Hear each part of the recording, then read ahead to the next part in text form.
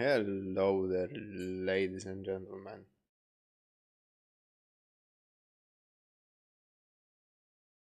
I'm gonna turn on my little chat on my phone and we can get right into the reactions.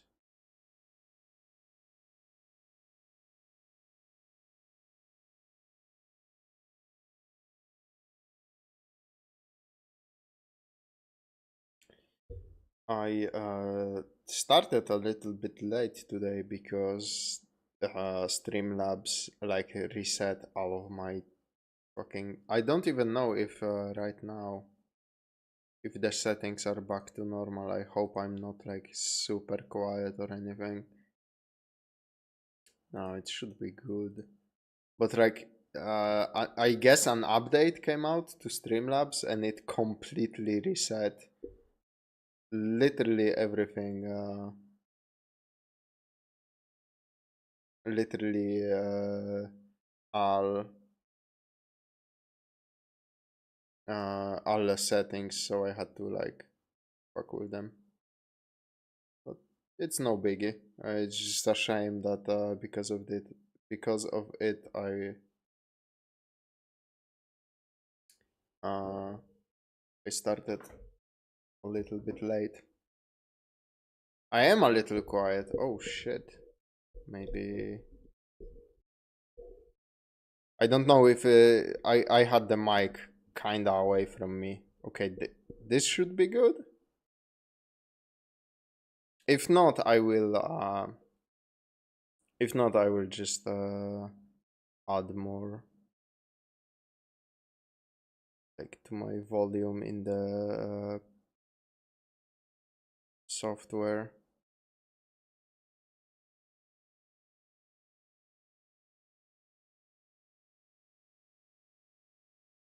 Yeah, fucking true, man.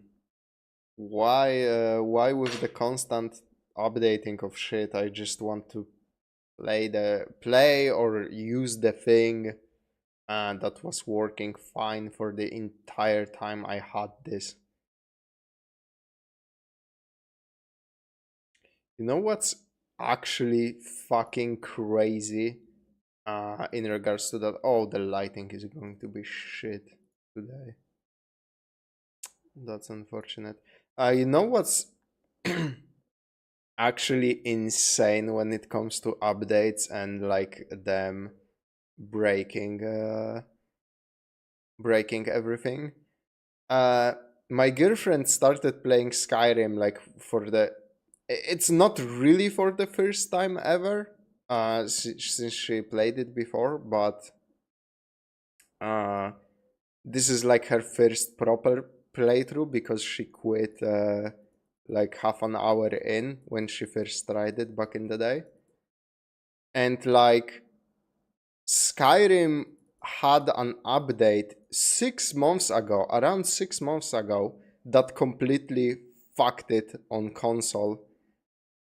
If you open up Skyrim right now on your PS4 or PS5 and you have it connected to the internet, if you press options to bring up the menu, it will freeze for like a solid minute to 2 minutes. And to fix that, you need to completely disconnect your console from the internet, and then it works fine. The menu comes up in 1 second. I have no fucking idea how did they fuck it up so much. And this problem appeared 6 months ago because I was looking for a workaround, and it's still not fucking fixed. People were like saying it's because they have that shitty mod thing on console because you cannot have like normal mods. Uh, so they have like their creation workshop or whatever, and supposedly the update fucked that up. And even if you are playing the game normally without mods, every time you bring up the menu to check your quests or save the game, it somehow needs to connect to the fucking workshop, so it makes it lag as hell. I told my nephew when I was a kid we didn't have to wait for the TV to update. And he asked, was that back in the olden days? Yeah. Man, that sucks. And like, it's crazy how a lot of these updates are a loop, because an update that was supposed to make something better for you introduces a new problem, and then the next update has to address that problem, and that creates another problem. It's so fucking it's so fucking bad when it comes to certain products. Of course, some products are more affected than others.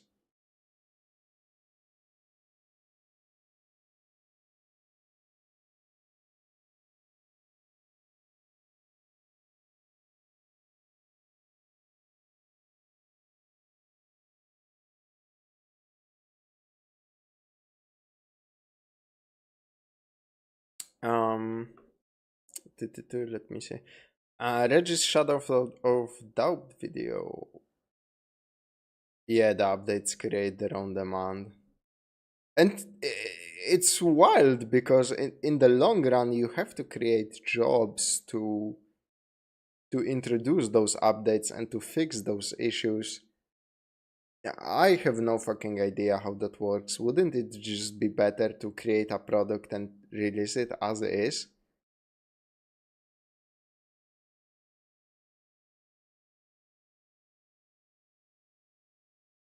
I just want things to work, but that is the enemy of future creep, so I'm never going to get that. Yeah. Like TVs in particular. Because when you release a video game, when you release software, any software at all, naturally um, you have to update it to because the systems change, they get newer, certain things in information technology get streamlined. That's sure, okay. But why the fuck does your TV need to update? Like, it's not going to display the it's not going to display the actual things it's showing me better. It's not going to sound better because those are hardware limitations, not actual software ones, right? Why the fuck would I want my TV to constantly get updated? Bonkers. And yeah,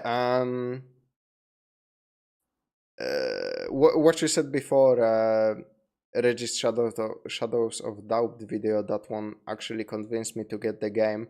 I slapped it on here because one, it's a popular like upload by Reggie, and two, um, this this sounds really cool, and I have never heard about Shadows of Doubt, so I really wanted to see this.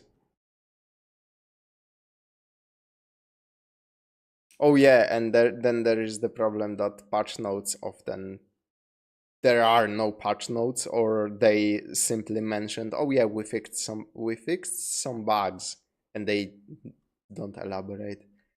Infuriating, man. Have you ever wanted? So yeah, I used ultraviolence to solve crime in Shadows of Doubt by Reggie. No idea what this game is, but using ultraviolence to solve crimes immediately spoke to me, so I decided to put this on the to watch list.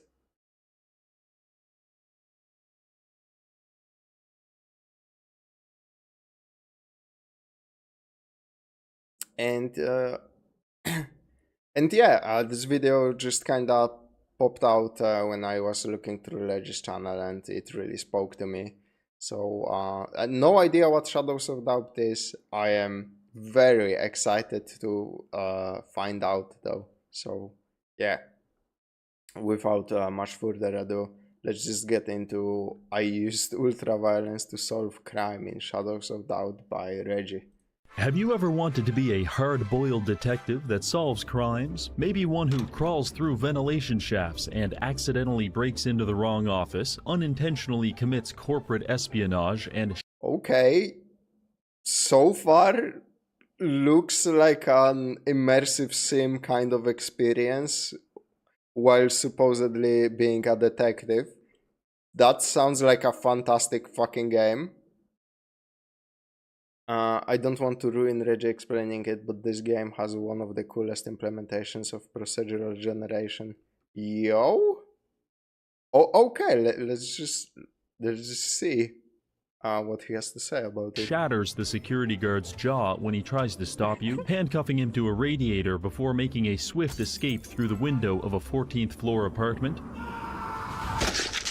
Well, boy, you really have some stuff to work on. But in the meantime, we can simulate all of those things in Shadows of Doubt. This game offers a procedurally generated world with hundreds of unique citizens innocently going about their lives until one of them snaps and becomes a serial killer. As unlicensed detectives, we are the only people that can solve these crimes and bring their Okay, that sounds...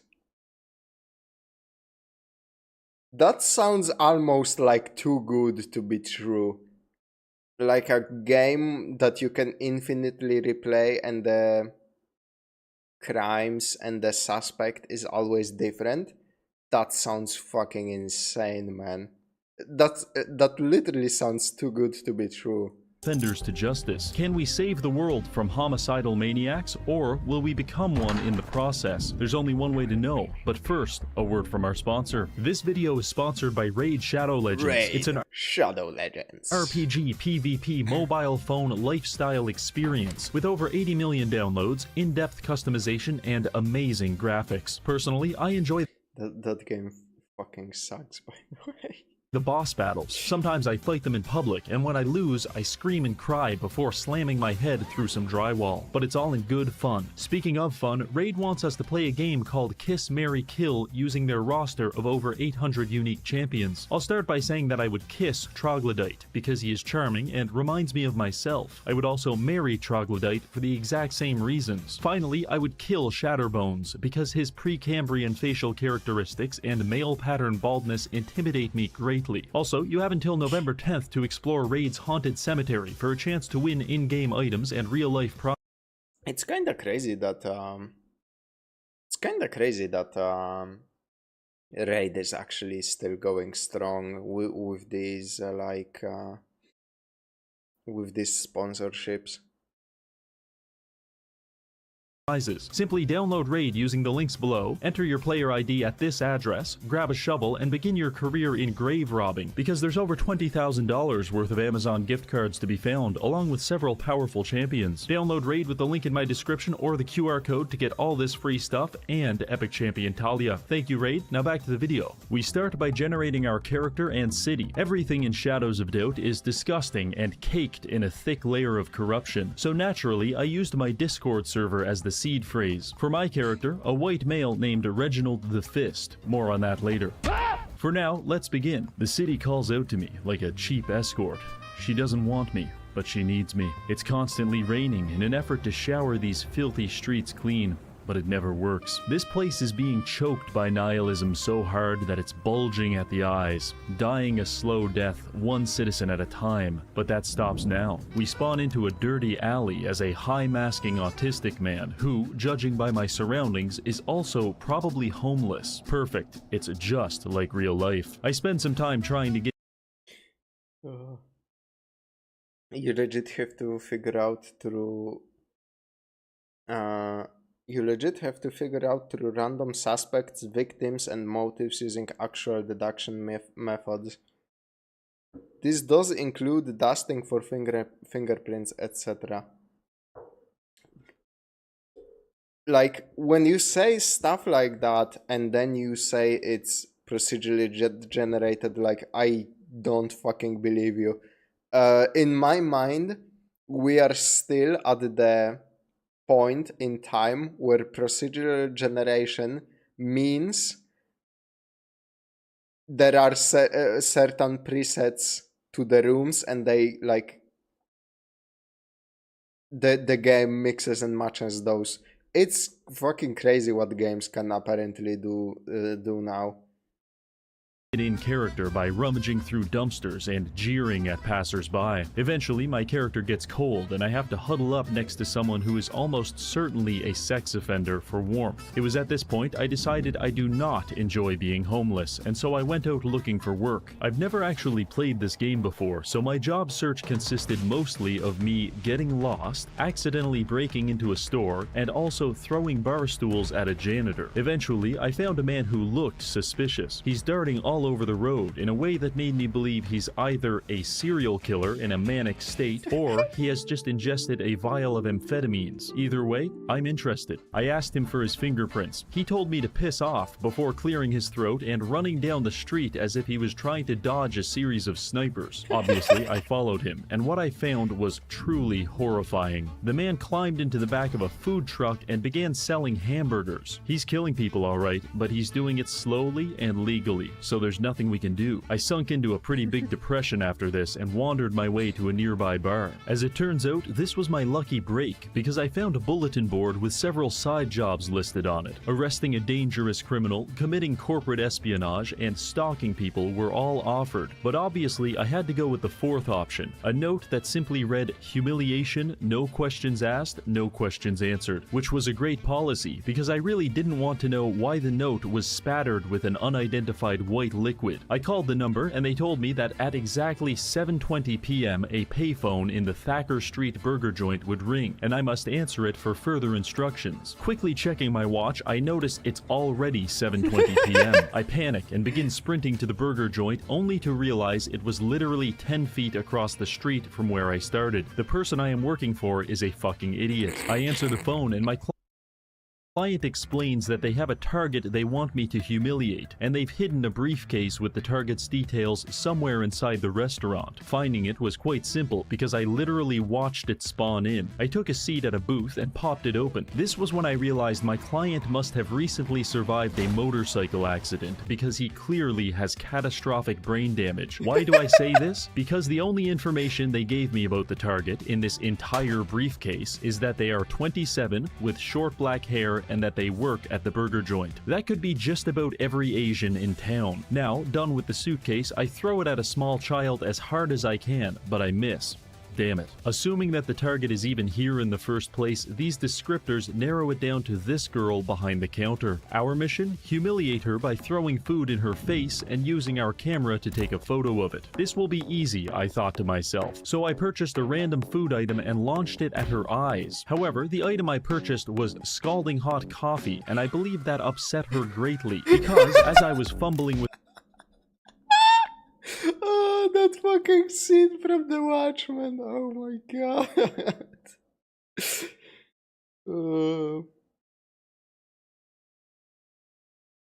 The NPC behavior in this is wild. Unhinged even, I would camera, say. She jumped over the counter, pulled out a knife, and started stabbing me to death. Oh my fucking god. As if this wasn't bad enough, everyone else in the restaurant also began brandishing knives and chasing me as I jumped from booth to booth, snapping photos of what was sure to be my final moments on So this takes place in London. Gotcha. this earth. At one point, a man even pulled a gun and attempted to blow my head off. However, he missed and shot an innocent bystander in the shoulder. This was where it got interesting, because this accidental homicide incensed the crowd further, and they entered into some kind of blood orgy and started stabbing each other wildly. I documented the entire thing I love from behind. how he's just fucking standing there in the corner taking photos of as if he's a fucking National Geographic photographer just looking at wildlife. A couple of booths. Eventually, the mass hysteria became so extreme that it activated the security alarms, and high-powered ceiling turrets began firing into the crowd indiscriminately. This Why why are there security turrets in a fucking burger joint of all places? was when I knew it was time to leave. I had done enough. Thankfully, while this was unfolding, someone was murdered, and for once, it wasn't my fault. Ladies and gentlemen, we have our first real case. The crime scene is at 903 Williams Park, so I ran there as fast as I could, which was actually very slowly. You see, someone in the diner stabbed me in the leg, and I can't afford a splint because I spent my only money buying a coffee to disfigure a young woman. So anyway, I limped my way there. I arrive at the destination and confirm it's the right place because it looks like a shithole. Honestly, I'm surprised it even took nation and confirm it's the right Man, that is some place because it looks fucking liminal spaces nightmare. Holy shit. like a shithole. Honestly, I'm surprised it even took this long for someone to be murdered here. I take the elevator up to the 9th floor, and after checking for witnesses, I sneak into the crime scene. It doesn't take me long to locate the body. This man has been beaten so viciously that I legitimately cannot identify any of his body parts, but I'm pretty sure he's wearing his glasses on his foot. I examine the body and learn that he's been killed with a pistol or revolver between 5:30 and 6:45. Above him, a message scrawled in his own blood. It reads, "Put a pin." I find a business card that completes the sentence. I don't know what it means, but I do know we're dealing with a real sicko here. My years of training kick in, and I immediately begin trying to locate his wife. When a man is murdered, it is always the wife. And unless our victim moonlights as a drag queen, these high heels and cherry red lipstick tell me he's got a woman. Actually, no. He doesn't. After doing some investigating, I came to the conclusion that his name is Mark Torres, and he's in a homosexual relationship with a man named Devin Savoy. Who wears the lipstick? That's between them and their god. I dusted the entire apartment for prints, but there's nothing here. The killer is good,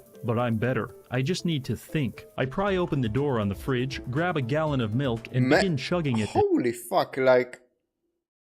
because of the way this game works, I assume. Like, in a normal game, you would assume, you know, this stuff belongs to a woman. But honestly, like, in real life, it's not that fucking simple, right? So, like, the chaos of this random generation actually makes for a really fucking compelling detective game where not everything is as obvious as it seems, you know? Help me focus. Instead, it makes me nauseous and I vomit all over myself, thereby acquiring the smelly debuff. This one is annoying because if you're trying to sneak around, people will actually detect you because of how badly you stink. But one quick over-the-clothes shower later and we're back in business. I attempted to access Jesus fucking Christ. I don't like the things he's doing to the crime scene, though. Mark's computer to check for incriminating emails, but it's password protected. The procedural generation doesn't seem to give single straight guys women's stuff from what I've seen.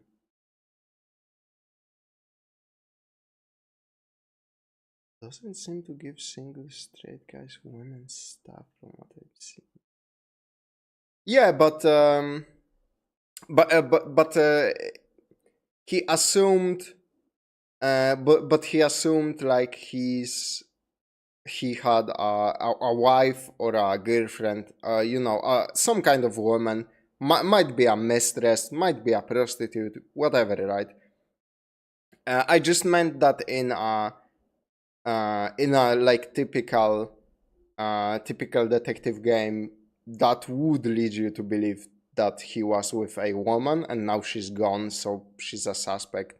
But in this case, it's a man and they were having like a homosexual relationship, which is, again, not what I would expect from a detective story, which makes it way more compelling. In a sense. Still, that's fucking crazy that it's like a procedurally generated. Sorry, I was about to say AI generated for some reason. Excuse my brain rot. But is that like one of the possible scenarios, and there are a couple of them, or is this like an entirely randomized situation.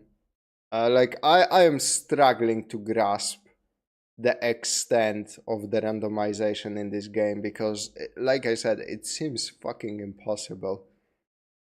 Damn, this game already got me hooked. Holy This shit. note says his password is his year of birth. However, I genuinely have no idea when that is, and looking at his mangled body isn't giving me any clues. Fortunately, I think I know how to find out. He works in an office on the 10th floor of Swanson Parks. If I can break in, they should have his employee file, which would contain his date of birth and his work computer. I slipped out of the crime scene and started making my way there. You may notice I have a lot more money than when I started. That's because I was stealing a lot of things from Mark's apartment. I arrive at the office after hours to find it empty but protected by a series of listen. Detectives don't work for free, okay?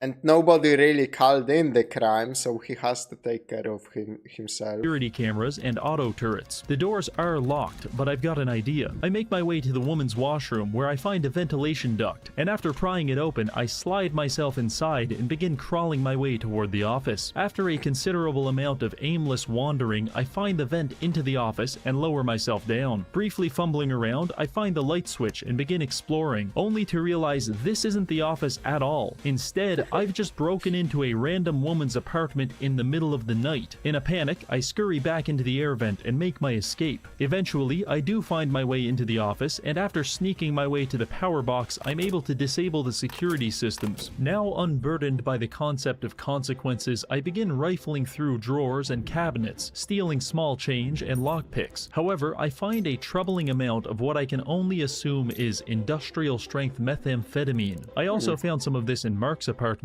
but I didn't realize the problem was so widespread. We're dealing with an entire office full of meth heads. This case is getting dodgier by the second. After filling my inventory with crystal meth for evidence, I proceed to the manager's office. This is where Mark's file would be. You gotta ingest the evidence to really get into the skin of the suspect, you know.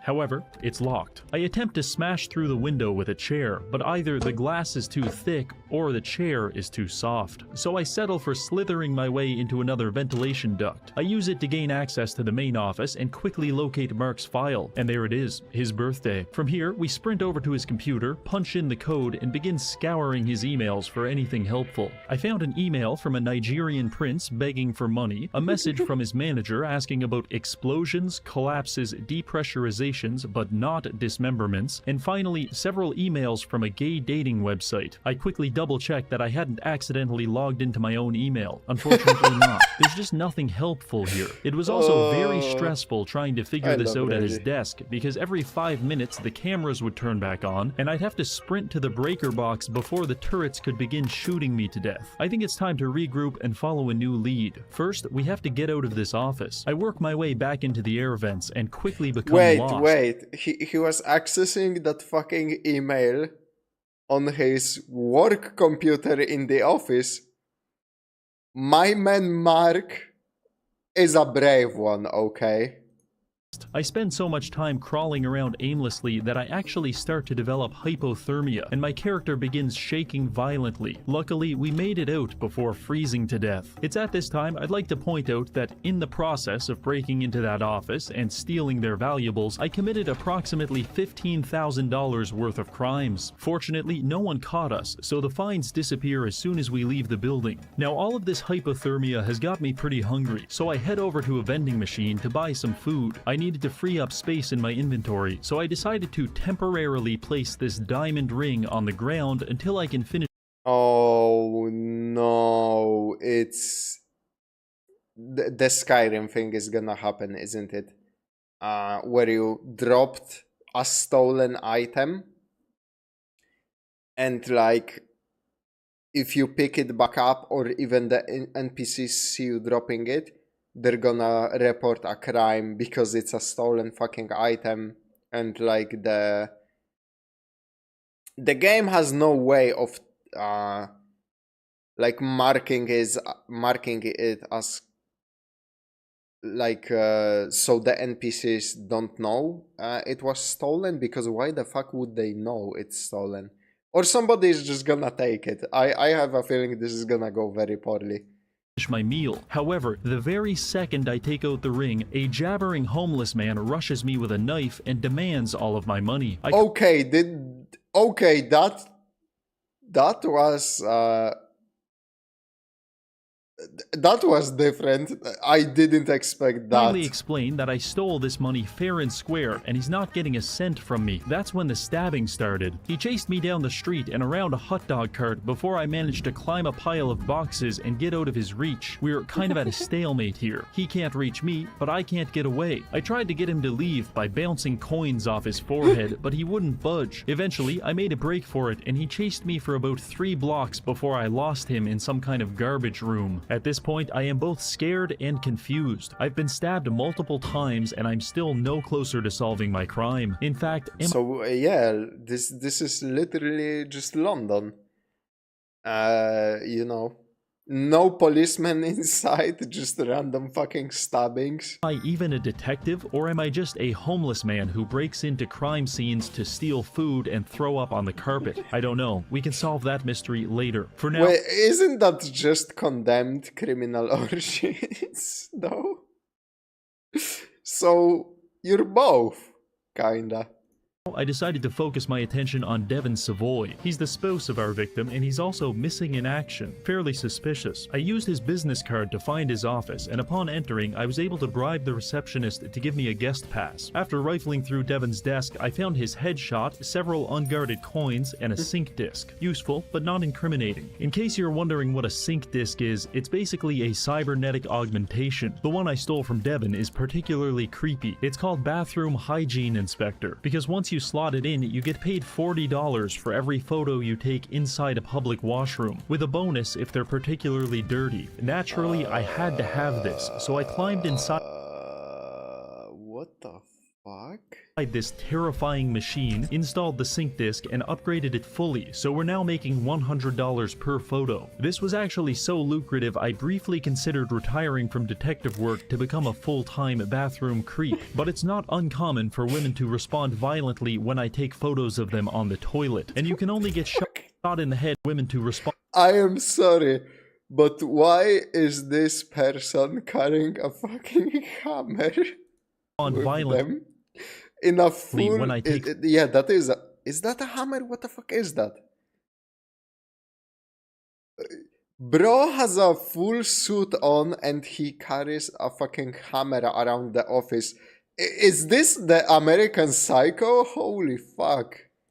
Photos of them on the toilet, and you can only get shot in the head so many times before you See, realize... this is more in line with what I expected. But with a fucking silencer. That's crazy. That's a Chinese spy, like sending out industry information out to their motherland. Another common sight in London, to be fair. This job might not be working out, so I made a few $100s and got back to work. Resuming my investigation on Devon found me searching through the security tapes at his office. That's when it happened. The murderer struck again. You see, in Shadows of Doubt, there is only ever one active killer, and they strike every 24 hours, which is awful, but also gives us more evidence. So I sprinted through the snowy streets and made my way to Mariga Terrace. After taking the lift up, I find a hollow-eyed Asian man standing in the doorway. The hallway behind him is speckled with blood, and he's giving me a very authentic 1,000-yard stare. The police are doing something in the apartment, so I settle for interrogation. Hi, Stas. NPCs have a persistent inventory. I have no clue why they had a hammer. Interrogating this strange man while I wait for them to leave. His name is Yuka Harada, and he's actually very helpful. He gives me his fingerprint, a description of a suspicious person, and just as I'm about to ask him for some spare change, gunfire rings out. The police officers start shooting at Yuka and then slam the door in my face. He tries to escape and pull a panic alarm, to which the cop replies, you're Chinese. and shoots him in the back of the head.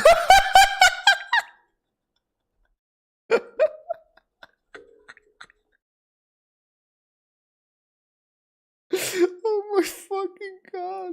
You see, cops do exist in this world, but from what I gather, their only purpose is to assault minorities. Perfect. It's just like real life. Anyway, Oh I just my observed God. 2 police officers gun down an innocent man and then pretend like nothing happened. And as the only witness, I Good riddance, he fucking says. Oh my god. was a little terrified, so I took the elevator downstairs, drank a bunch of mouthwash to calm my nerves, and then returned to the crime scene and let myself in. It's another grisly murder, this time 43-year-old Dontrell Baldwin. Same murder weapon, time of death between 11 a.m. and 12 p.m. I dust the entire house for prints, check the phone records, and hack into the computer to search for evidence, but there's nothing at all. In an effort to focus myself, I open the fridge and begin eating a steak, only to realize it's raw and I forgot to cook it. Disgusting. I did find some mysterious objects laid out in his bedroom. It's either a collection of lawnmower blades or a small army of garden gnomes. Too early to say. While exploring the apartment, I decided to close the blinds for some privacy, and there it was. I wonder what crime the cops thought he did. Maybe the AI, maybe the AI freaked out because he was trespassing on the crime scene. I don't know how exactly that works in this game, but it seems like he got stuck there, and yeah, maybe the cops were like, "Fuck it, you're trespassing. We gave you a warning. You didn't move." But the real answer is he didn't. They just the cops just have a bloodlust that overtakes them from time to time, and they have to, quench it, just like in real life. Like that thing in Baldur's Gate. I forget what it's called.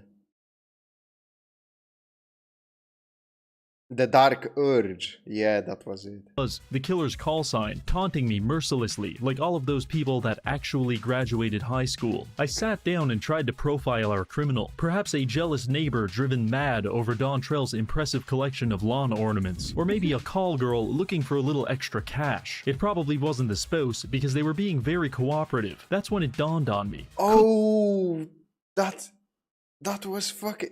Okay, so that's weird that the cops would, shoot him or her, whatever, for trespassing if that was, a person actually fucking living there. The police be in on it. As soon as someone finally started giving me some answers, they ventilated his skull at point-blank range. Something stinks here, and for once, it's not me. When solving crimes, it's important to look for patterns. So I looked very hard and found only 2 things in common between the victims. 1, they are both in homosexual relationships, and 2, they're co-workers. I like the idea of a homophobic serial killer, but short of going undercover as a power bottom, I wasn't sure how to pursue this lead. So instead, we focused on the workplace connection. It's day 2 of the investigation, and I was a little confused on how to proceed. I've already investigated Dontrell's workplace, and I'm not going to lie, I spent most of the day getting beat up in public washrooms. It's all kind of a blur. I think at one point I punched a child. Eventually, I emerged from this fugue state on a bench outside of Commerce Inc. I've been waiting here for the past 13 hours without interruption in an effort to find Devon Savoy. His work schedule says he'll be here any second, and look at that, there he is, unlocking the office door and briefly quantum tunneling through reality. I interrogated him, and he was definitely suspicious. I asked him about Mark, and he refused to make eye contact with me, so I began shaking with both rage and hypothermia, a deadly mix. Eventually, I let him go about his workday while I stalked him through the office. That's when it came over the radio. Another murder. This time at 1201 Williams Park. I'll deal with you later. I rushed to the crime scene as fast as I could. Last time, law enforcement beat us to it and contaminated the evidence. We can't let that happen again. Unfortunately, we were too slow. Probably because of all of the stolen goods I've been hauling around in my personal evidence locker. Either Why doesn't he fucking sell them or something? way, this caused me to enter a blind rage, and I used my knuckles as tools of holy righteousness to beat the police officer into a coma. Just for good measure, I also handcuffed him. I began scanning for blood and footprints, but after ramming the policeman's head through a tube television, the crime scene became somewhat contaminated. Fortunately, the bedroom was relatively pristine along with the body. It's Winton Goolsby, CEO of Cotton Inc., the same company Mark and Dontrell worked for. Someone is knocking off the upper management. First, the head of HR, then marketing, and now the CEO. Who could it be? Competition? Jaded employee? Maybe even me in some kind of violent drug binge? Only time will tell. I searched the apartment to find the following: fresh footprints from a size 12 woman's heel, a singular 8mm cartridge, and finally a new sync disk. This one allows you to make money by installing data mining software on work computers. Winton Goolsby, you naughty, naughty boy. This was all helpful, but we really cracked the case wide open after I infiltrated the apartment building's security office. Here I can access the cameras for every floor of the building, and luckily there's one with a good view of Winton's unit. He died around lunchtime, so I scrubbed through the footage and found a few potential candidates. However, one stuck out in particular: Andrea Naryan. Why do I know this name? Everyone else was just unidentified citizen. That's when it hit me. I know Andrea because I took a Polaroid of her on the toilet at Cotton Inc. If she works at that office, that means she knows all 3 victims, and we have her on tape entering and leaving Winton's apartment around the time of the murder. This is very good. I printed out a photo of Andrea and began building. I can't fucking believe that being a toilet inspection expert helped him crack this fucking case. That's the... oh my god. Also, she had a fucking gun! Man, she is a Chinese fucking spy trying to destabilize the company. What the fuck? A profile for her on the tax. And when I say Chinese, you have to understand, I wouldn't call her an American spy, for example, because she actually seems fucking competent. According to her work schedule, that's not a word I usually associate with like American spies. she should be at the office right now, which gives us the perfect opportunity to break into her apartment and begin stealing things. I suppose we can also try to solve the crime while we're there too. 501 Roth Building, this is it. I dim the lights and kick the door off its hinges. I begin exploring, and judging by the way she decorates her apartment, I already know she's a psychopath. Red leather on a green carpet? Doctor, lobotomize this woman immediately. However, even more diagnostic than the poor decor was this crumpled up piece of paper I found. It describes a woman tying a man to a chair and dancing around waving a knife in his face while he begs for his life. This, on its own, would be suspicious. However, it's not on its own, because there are hundreds of these notes all over her apartment. On the couch, in the cabinet, bathroom sink, random drawers, inside the oven, running shower, and of course, there was about 24 inside the fridge, each one reading the exact same thing. This bitch is definitely killing people. Oh, and I also found some 8mm ammunition that fits the murder weapon. Now look, I'm 99% sure this is our killer, but I'm a by-the-books kind of guy, so I want to catch her in the act. It's not a sexual thing, I just really need to be sure it's her, mostly because I get fined pretty heavily for arresting the wrong people, and I worked too hard to make this money just to lose it on some psycho bitch with a photocopier. So here's what I do. I go to a vending machine and purchase a GPS tracker. I'm going to put this on Andrea and monitor her movements throughout the day, because much like a Nigerian prince has a physiological need to steal my credit card information, Andrea has a need to kill someone every single day. However, this time I'll be ready, following behind her every step of the way right until she breaks into an apartment, at which point I'll smash her head in with a dumbbell, find the murder weapon, and haul her off to jail. But first, we need to get the tracker on her, so I hung around her apartment building until she entered her home. Then I knock on the door and back up all the way across the hall and into the elevator, which gives me the maximal possible runway. Just as I hear her begin to unlock the door, I sprint towards it, jump into the air, and slam both of my feet into it at the same time. The door smashes into Andrea's skull and renders... What the fuck kind of plan is that?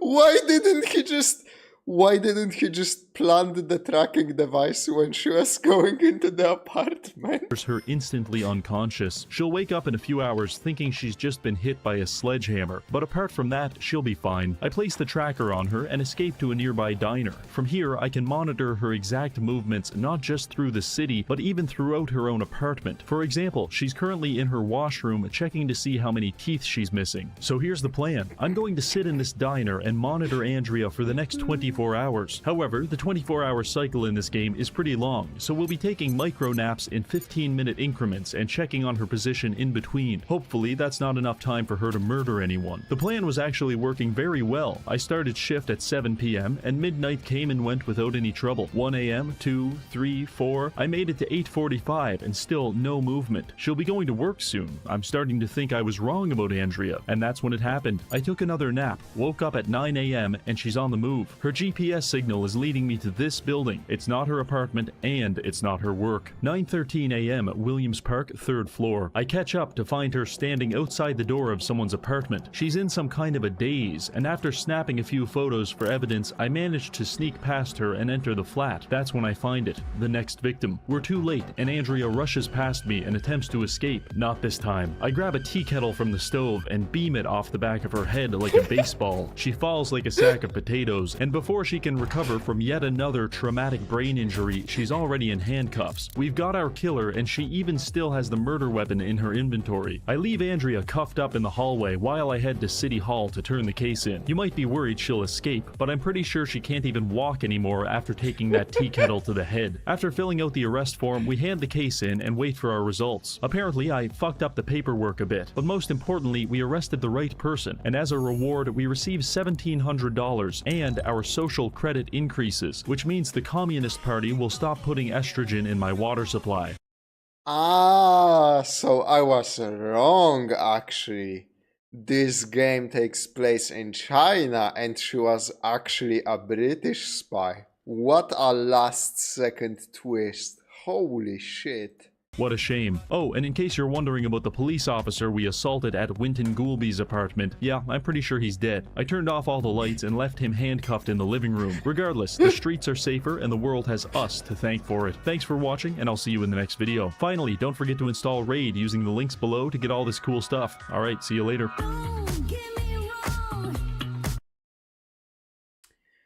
What a cool ass video game. Oh my god. Holy hell.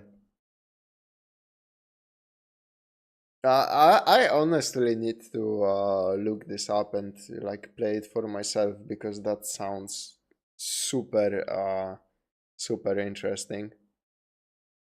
British spy being competent, that's even more surprising. You know what? That's true. But she did get caught in the end, so maybe she was not that competent after all. And her first instinct when somebody snapped like a photo of her was to pull out a fucking gun with a silencer on it and try to murder him. So maybe I did overestimate how competent she is. Oh, Jesus Christ, like I have it, it's epic even though it barely runs on my PC.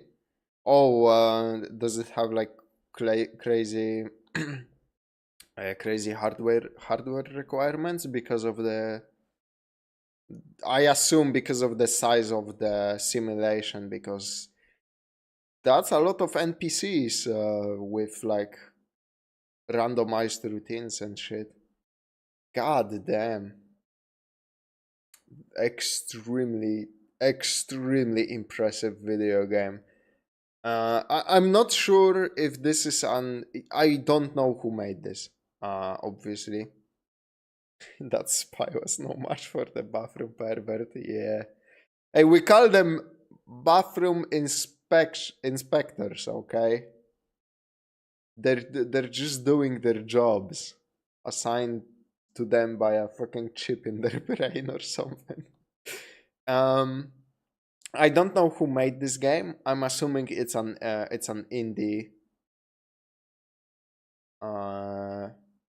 Yes, but also my PC is running on a 650. Okay. Sorry, it's 1650, not 600. I'm assuming this is kind of like an indie title, kind of a deal. So like A high mass supporting I love the aesthetic, by the way. Um, like supporting devs who make actual like cool stuff like this doesn't matter really if it's an indie company or not. If it's an indie company, then it goes double. But like supporting any company that makes games like this instead of the usual open world light RPG slop, like holy hell, that's one hell of a game. And with that, uh, yeah, and that's pretty much all I had to say for this one. To the people later watching this on YouTube, thank you very much for watching and supporting the channel. And obviously to the people on the stream, we are gonna be moving to the next video, which is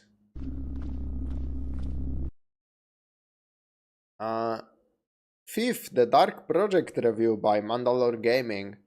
Honestly, I was looking at this for some time now.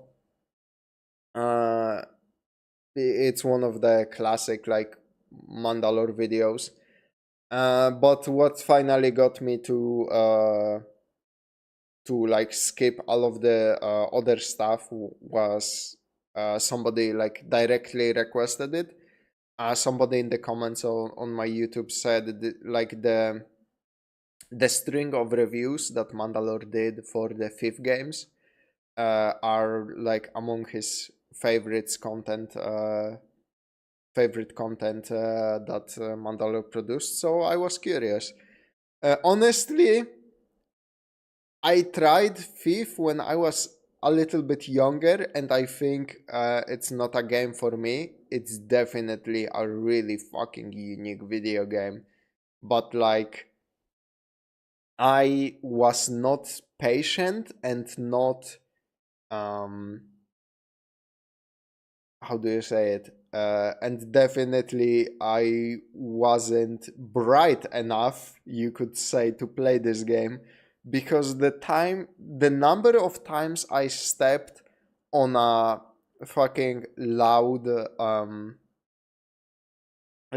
type of surface, because in this game there are types of surfaces that make more and less noise, and the amount of times I stepped on a fucking loud surface only for the guard that I was about to whack with the stun stick just turn around and fucking destroy me with his sword. Like, it's too damn high.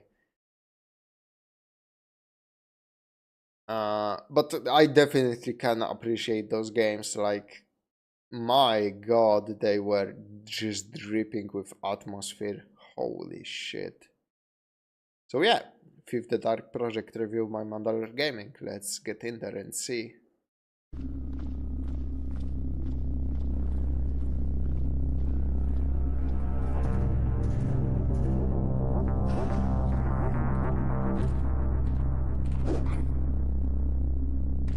It's also obviously a very dark game, as in all of the areas you go through are very fucking dark.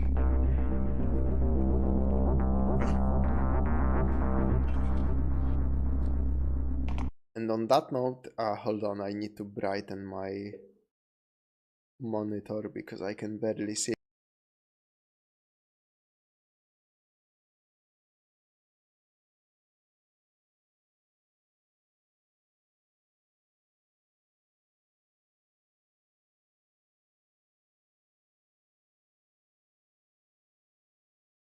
Thief takes a deceptively long amount of time to play through correctly. Oh yeah, fucking definitely. Like those missions, they are always like simple. Go into the mansion and steal this stuff, or steal that, or find this. And it takes a crazy long amount of time to beat each single mission in Thief, because the locations are so in depth and it actually requires like real actual patience of you. Thief brings back great memories from back when I would play games like this and the first Jedi Academy. Yeah, a little bit of a different time in gaming, huh? Now we get fucking $120 Ubisoft games that add like one extra mission and a fucking battle pass to a single player game. Different times, man. But the indies, but like today's indies are so good that they offset everything awful with the gaming industry as a whole, so.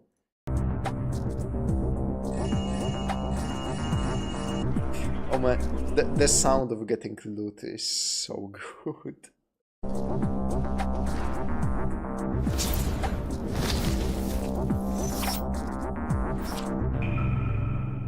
I love this game. Thief is a first-person stealth adventure. It's one of those defining titles for the immersive sim genre, though I've never cared for the name that much. Especially since, unlike a lot of other immersive sim games, our protagonist can't exactly become a combat god. But before doing all that, there are some things that can be fixed up. The good news is on Steam the game will run, but I'm going to the bear pits tomorrow. It may be running too fast, and we can do better. Okay, so Thief uses the Dark Engine. It was made for Thief, and all of 3 games used it, including Thief 2. So not the best odds for having long-term support. But the GOG version is significantly better. It runs correctly, has widescreen, more options. How did that work out? Well, they used the new Dark Engine. They didn't make that. It comes from someone only known as the Raven. It added compatibility, removed tons of bugs. There was no reason not to use it. But we're not done because what's T-Fix? That would be Thief Fix, which also gives the latest new Dark version. It fixes more things and adds new visuals and enhancements. Some of the visual changes are significant. There are some Thief 2 assets that I think look very out of place in 1, but an option like interactive candles is a huge change to how you play some levels. So you could install that and uncheck near everything, or just install T-Fix Lite, which is all the fixes. That's what I'd recommend for your first time through. You could also want that creative tech sound, but you don't have a sound card. It's not your fault. Who does anymore? As we all know, Fatality was the only one making them, all alone in his garage. There's no room for them now that he makes trail mix or some shit now. So you could use a solution like Creative Alchemy or browse around to find what would work for you. I'll pin links to all this stuff, no worries. It's pretty quick and hassle-free to do all this, and you'll— And audio cards existing was also a wild fucking thing. enjoy your time with the game that much more. Just listen to that ambience.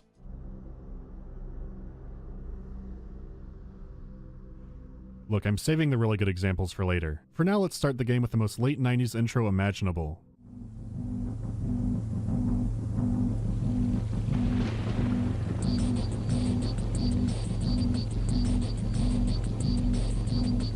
Oh yeah.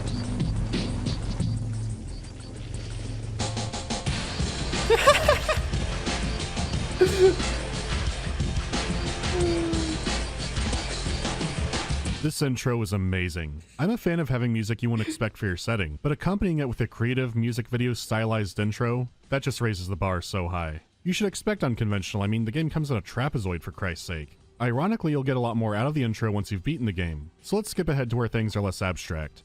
The story follows a property reassigner named Garrett. He started life as an urchin, pickpocketing on the streets to survive, until one day his talents were noticed and he was brought into a mysterious organization known as the Keepers. The Keepers trained Garrett further in honing his stealth and other skills, but he eventually left to pursue his own life of thievery. And the game follows just that, playing Garrett's various crime jobs until things get weird. I'll talk more about the story and writing later, but for now that's all you need to know. Garrett's a fun character and you really are along for a ride with him. I wonder if he reads them or if it's just for show. They're probably just for show, meant to impress the ladies. Let's start with the visuals. Oh man, the fucking callback. Thief takes place in a gothic medieval setting, with a few twists here and there. You travel from cathedrals to mansions. Seeing brands supported by pro players was such a wild time. Yeah. I remember sound cards, those always sucked. Also fucking true. That's why they didn't cut on at all. To graveyards to tombs. Then again, a tomb is just a country club version of a graveyard for rich people. But anyway, it's a dark and creepy world. And in the game. Despite being an early 3D game, it has some fantastic art direction. I find a lot of it striking even today. Of course, it is a game from '98, so not everything can be a winner. Especially character models, but what can you expect? What's really cool and central to gameplay is the lighting. Sticking to the darkness is key for survival, so the game has dramatic shadows to complement this. It's straightforward, though if you're still unsure, your light gem will show how exposed you are. This is what the game considers absolute darkness, so you could just assume that Garrett has really good night vision. Of course, as a treasure hunter, you might want to leave some lights on if you can. Leaving on a torch or fireplace can help find trinkets in a room, and flipping on electric lights can help you find your bearings in a confusing layout. Oh yeah, I didn't mention that. It's also a steampunk setting. Well, kind of. Once again, that's more of a broad term. It's more of a medieval setting that happens to have some electronics. There's no top hats and gunpowder or everything relying on clockwork. Instead, you'll break into a prison where everyone is dressed like a crusader and speaking King James Bible. Be their loss when they come of age and know not how to accomplish aught of consequence. Then it's full of industrial machinery and security cameras. Oh yeah, So I forgot they have fucking security cameras in Thief. That's so weird. But like a very cool weird, you know? The term steampunk undersells how unique the world is. Their technology doesn't look to be fantastical. If anything, it looks to be unreliable. Thief 2 is a different story, but that's for another day. So style-wise, it's a unique looking game, and the lighting effects especially elevate the atmosphere. Still, even above that, when I think of Thief, I think of sound. There are first-person games today that don't propagate sound as well as Thief does. You can hear how far guards are, gauge how loud your footsteps are being. If you lean against a door, you can eavesdrop and even make a guess on how big the room is based on the echo. Even with the sound quality being so compressed, the effect makes it work masterfully. Besides how light and shadows are cast, you're keeping an eye on the floor surfaces too. A fancy carpet is almost silent to walk on, whereas something like ceramic tile or metal will be loud and echo. So you need to avoid the loud surfaces or use your tools to make them quieter. It makes you really pay attention to the sound in a way that a lot of stealth games still don't. The ambient soundscape is great too, so there's a lot of enjoyable listening.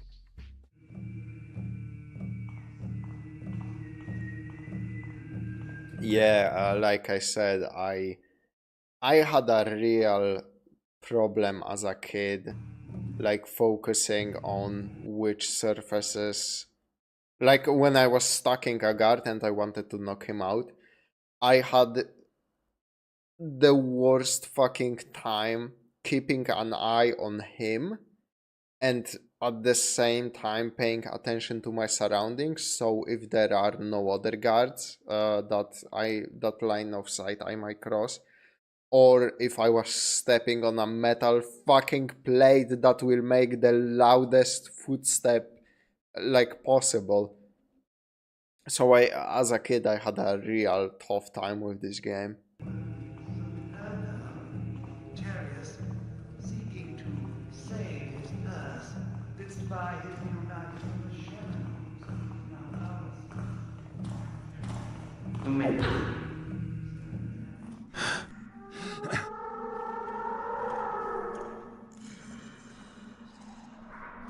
And also, Thief also like really scared me as when I was younger, because obviously it features like the zombies, the fucking weird monsters, whatever. But like the sound design is so good, I can only compare it to like horror games, because usually only horror games put this much emphasis on sound. So, and it was really fucking creepy to go through all of those locations with that detailed like sound bouncing around everywhere. Such an atmospheric game. Yeah, like I said. Okay, enjoyable might have been the wrong word, but it's good. There's a tension to playing Thief and the sound immerses you in it.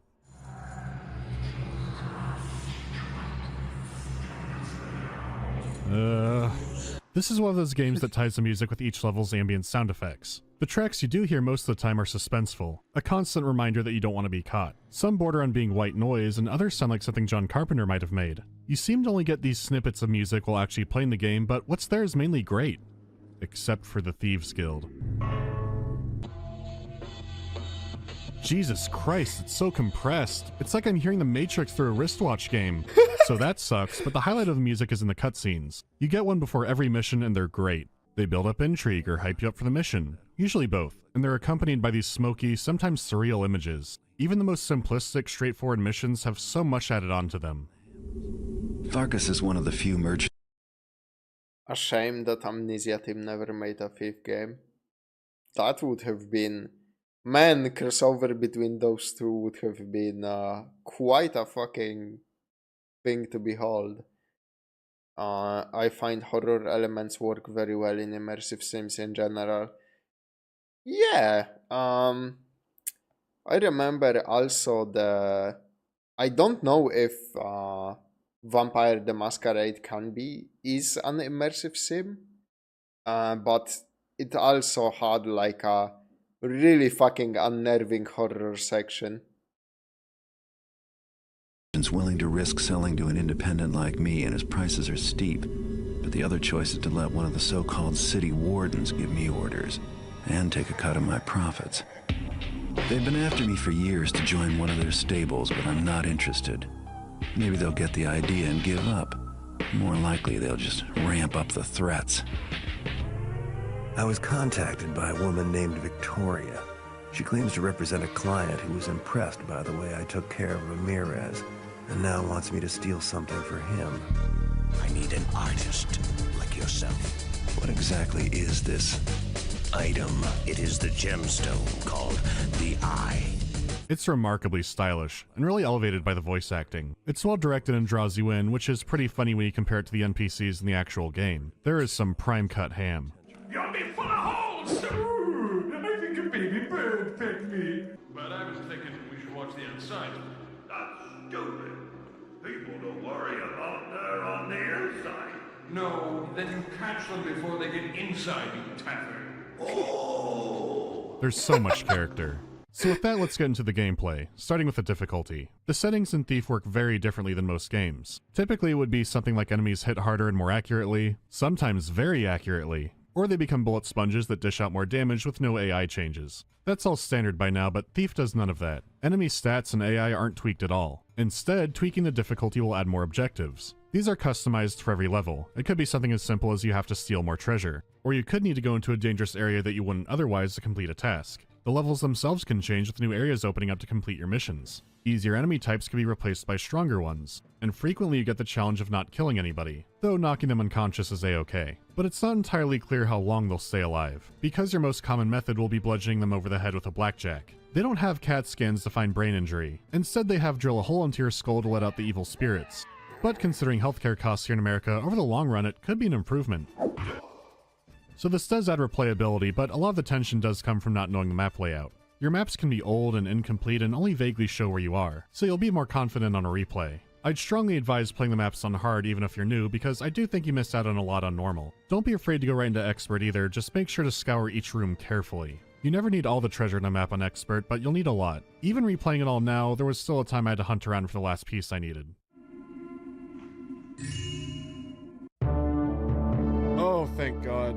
Speaking of treasure, you do get to cash out, it's not just for show. Before each mission, there will be some items you can buy and more unlock as the game progresses. What's important here is that money does not carry over between missions, so whatever you grab in one heist is only good for the next. Anything you don't spend is wasted, so you do want to try and zero it out. I know some people don't like this, but I've always found it to be a blessing. I'm the kind of guy who holds a health potion in a game until the end of time. So in Thief I have an incentive to use all my tools rather than wait for a rainy day that never comes. And there are all kinds of tools at your disposal. The blackjack mentioned before is good for non-lethal takedowns, but only if they're caught unaware. If you come from the front, it's not a Vulcan nerve pinch anymore, you're just beating them to death with a blackjack. So you do have some proper lethal options at your disposal. You have basic broadhead arrows for striking from range, which are later complemented by fiery arrows for breaking the Geneva Convention at a distance, and then you have a trusty sword for killing up close. It's a simple system of knowing when to time your hits and parrying. What's kind of funny is that even years after this, there were still highly acclaimed melee-focused games that wouldn't let you parry on command. But here in Thief, you can have a proper duel. So really, why bother sneaking? The guards don't seem too bad. Jesus Christ, there are so many guards, and these enemies get fast. There's no way I can keep up. So there's a lesson to be learned here, and you are warned in training. Garrett's a thief. Garrett is not a master sword fighter. The melee on your end has a stiffness to it. Your swings might keep up with some early enemies, but they'll pale in comparison to even mid-game ones. Because you can win these fights, but the racket might attract more enemies, and it's just not as efficient as being sneaky. Your enemies are dangerous. There are lots of great immersive sim games that let you do all kinds of combat. The problems start to creep in when stealth becomes an option, because whatever your obstacles are still have to account for the combat players. Let me pick on this one for a second. I like Dishonored a lot, and I have heard the second game is better about this issue, but I haven't played it yet. You can be a sneaky boy in Dishonored, but it's still an option. Even on the hardest difficulty, if something goes wrong, you have all kinds of magic and powers and weapons to help you get out of it. On top of that, if you kill too many people, you get the bad ending. So you're hiding to protect the enemies from you, instead of hiding from them because they're a threat. Thief won't let you blast wind magic or summon swarms of rats, and Dishonored's combat will always be better, but it will remain the tensor. I don't know where Mandalore heard that about Dishonored 2, because that's absolutely not fucking true.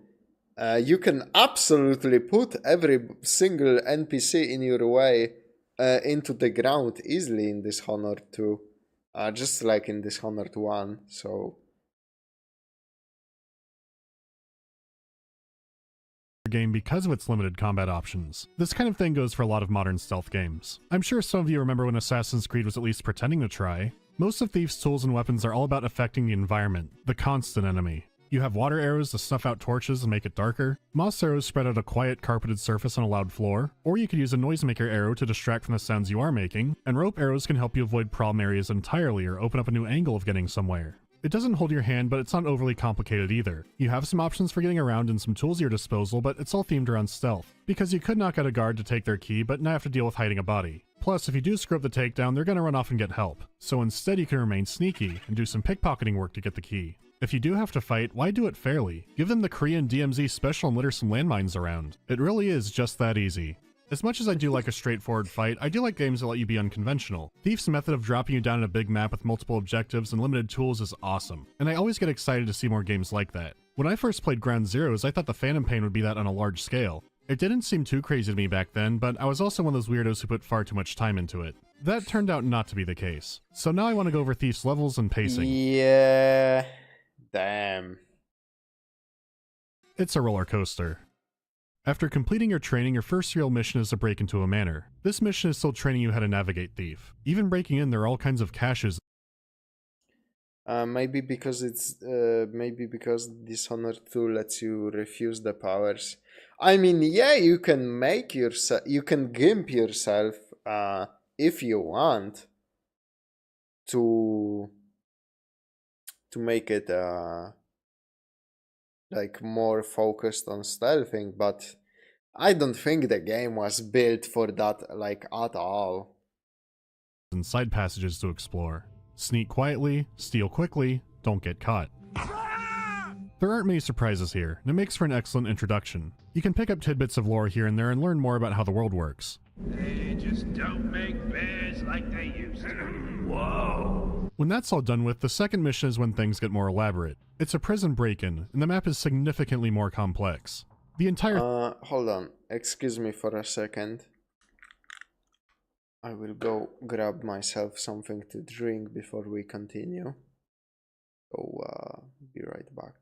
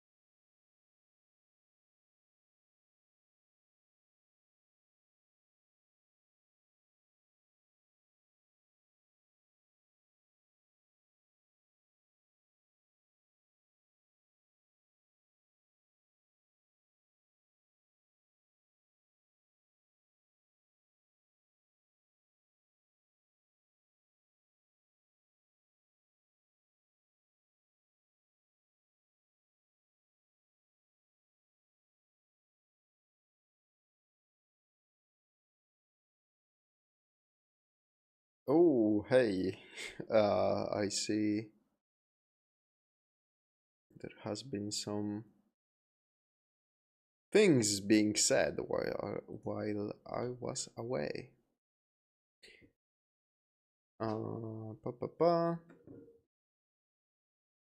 I need to hold back the urge to talk shit about Phantom Pain. What a sad thing in all aspects.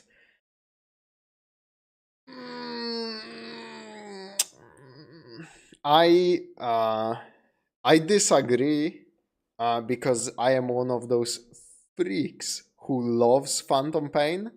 Honestly, like it ain't beating fucking it ain't beating Metal Gear Solid 3 for the top spot, but it could easily, in my opinion, it can easily like go against 1, 2, and 4.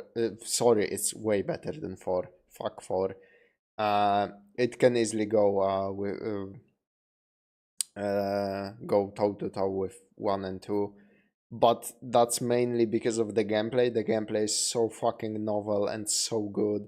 But the thing Mandalore said that compared to Ground Zeroes, it's a completely different game. I agree wholeheartedly. The map from Ground Zeroes is so good. It's so unbelievably good compared to literally any location from fucking the full game Phantom Pain. It's so sad, man. It's like the map from Ground Zeroes, the demo, is like one of those maps you see in the new Hitman trilogy. It's so complex. It has so many moving parts to it. It can facilitate so many different missions. That's why Ground Zeroes is. There are so many like cool side those side missions you can do in Ground Zeroes, and they all work excellently on that one map, and you keep finding things on that one map. And then you fucking go to Afghanistan in Phantom Pain, and it's like it's a collection of fucking Call of Duty multiplayer maps. Three shitty shacks next to each other. How the fuck can you have all of those amazing options for stealth, like non-lethal, all of those cool gadgets, and they give you the shittiest ever fucking map to use them on. That aspect I hate about the Phantom Pain. But there is a lot to love. I personally think there is a lot to love about that game, though. Even story-wise, I think the story was fucking good. Except except the antagonist, I guess. It started real strong with the hospital too. Yeah, the hospital section. I always forget about it. The hospital section was cool too. Such a fucking shame, man. The most interesting stealth game I played in a long time was Shadow of War on max difficulty because you die in 2 hits to everything. You have no second chances and every death makes the enemies stronger. I played Shadow of War is the excuse me. Shadow of War is the second one, right? I started playing the first one, and at some point I gave up, but I really liked that game for the time I played. I have it on my backlog.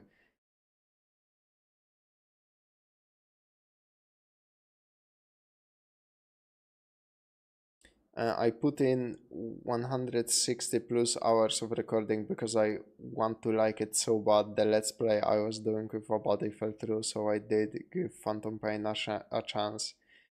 That is a big chance. I think I have 110. I think I have 110 hours. I have literally all of the achievements I did a bunch of multiplayer tomfoolery, uh, especially like the fucking invading other mother bases.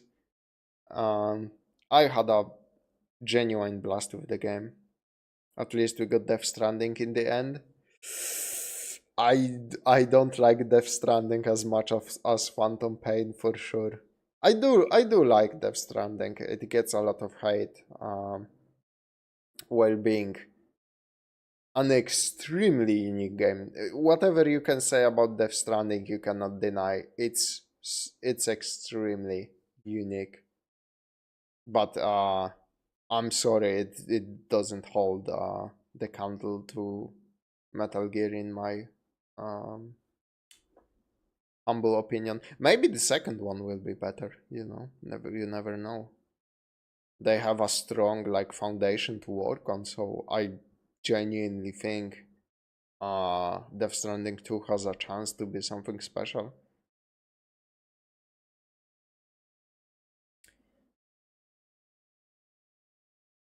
It's still better than Metal Gear Solid 4 though. I really don't like Metal Gear Solid 4. But like 2 and 1 and 3 and 5 like are really have a special place in my heart, so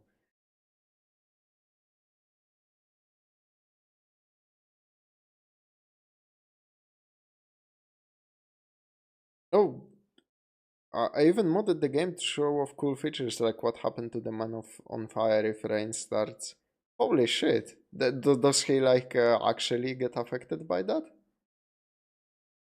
I never saw that.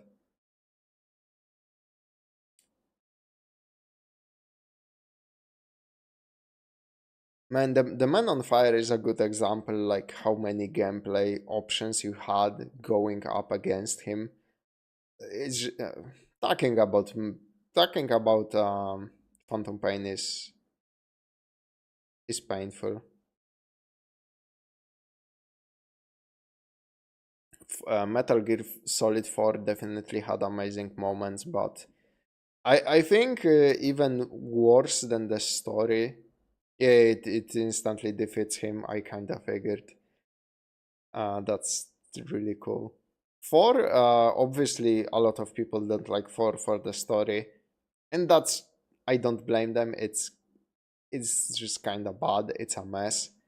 But the level design was especially infuriating. It was fucking stupid. Playing that game is stupid. I hate that one Paris mission where you do nothing for an entire mission. Uh you are just going after a guy like it was fucking Assassin's Creed, man. He vanishes in a cloud of steam. Oh, that's interesting.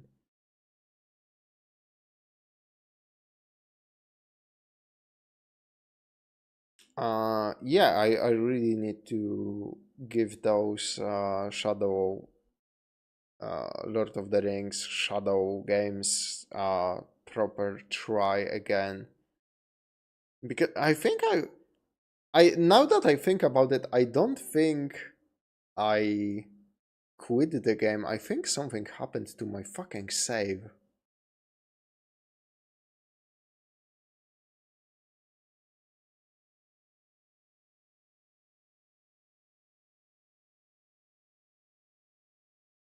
I mean, Force stories are like a completely different can of worms.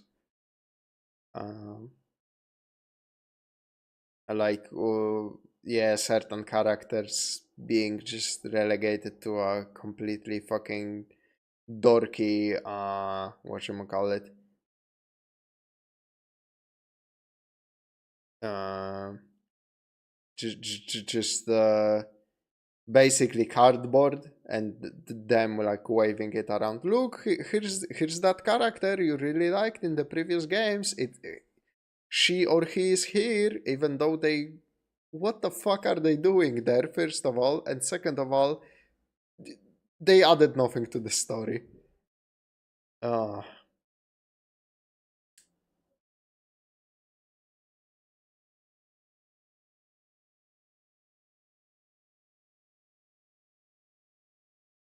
Anyway, back to Thief.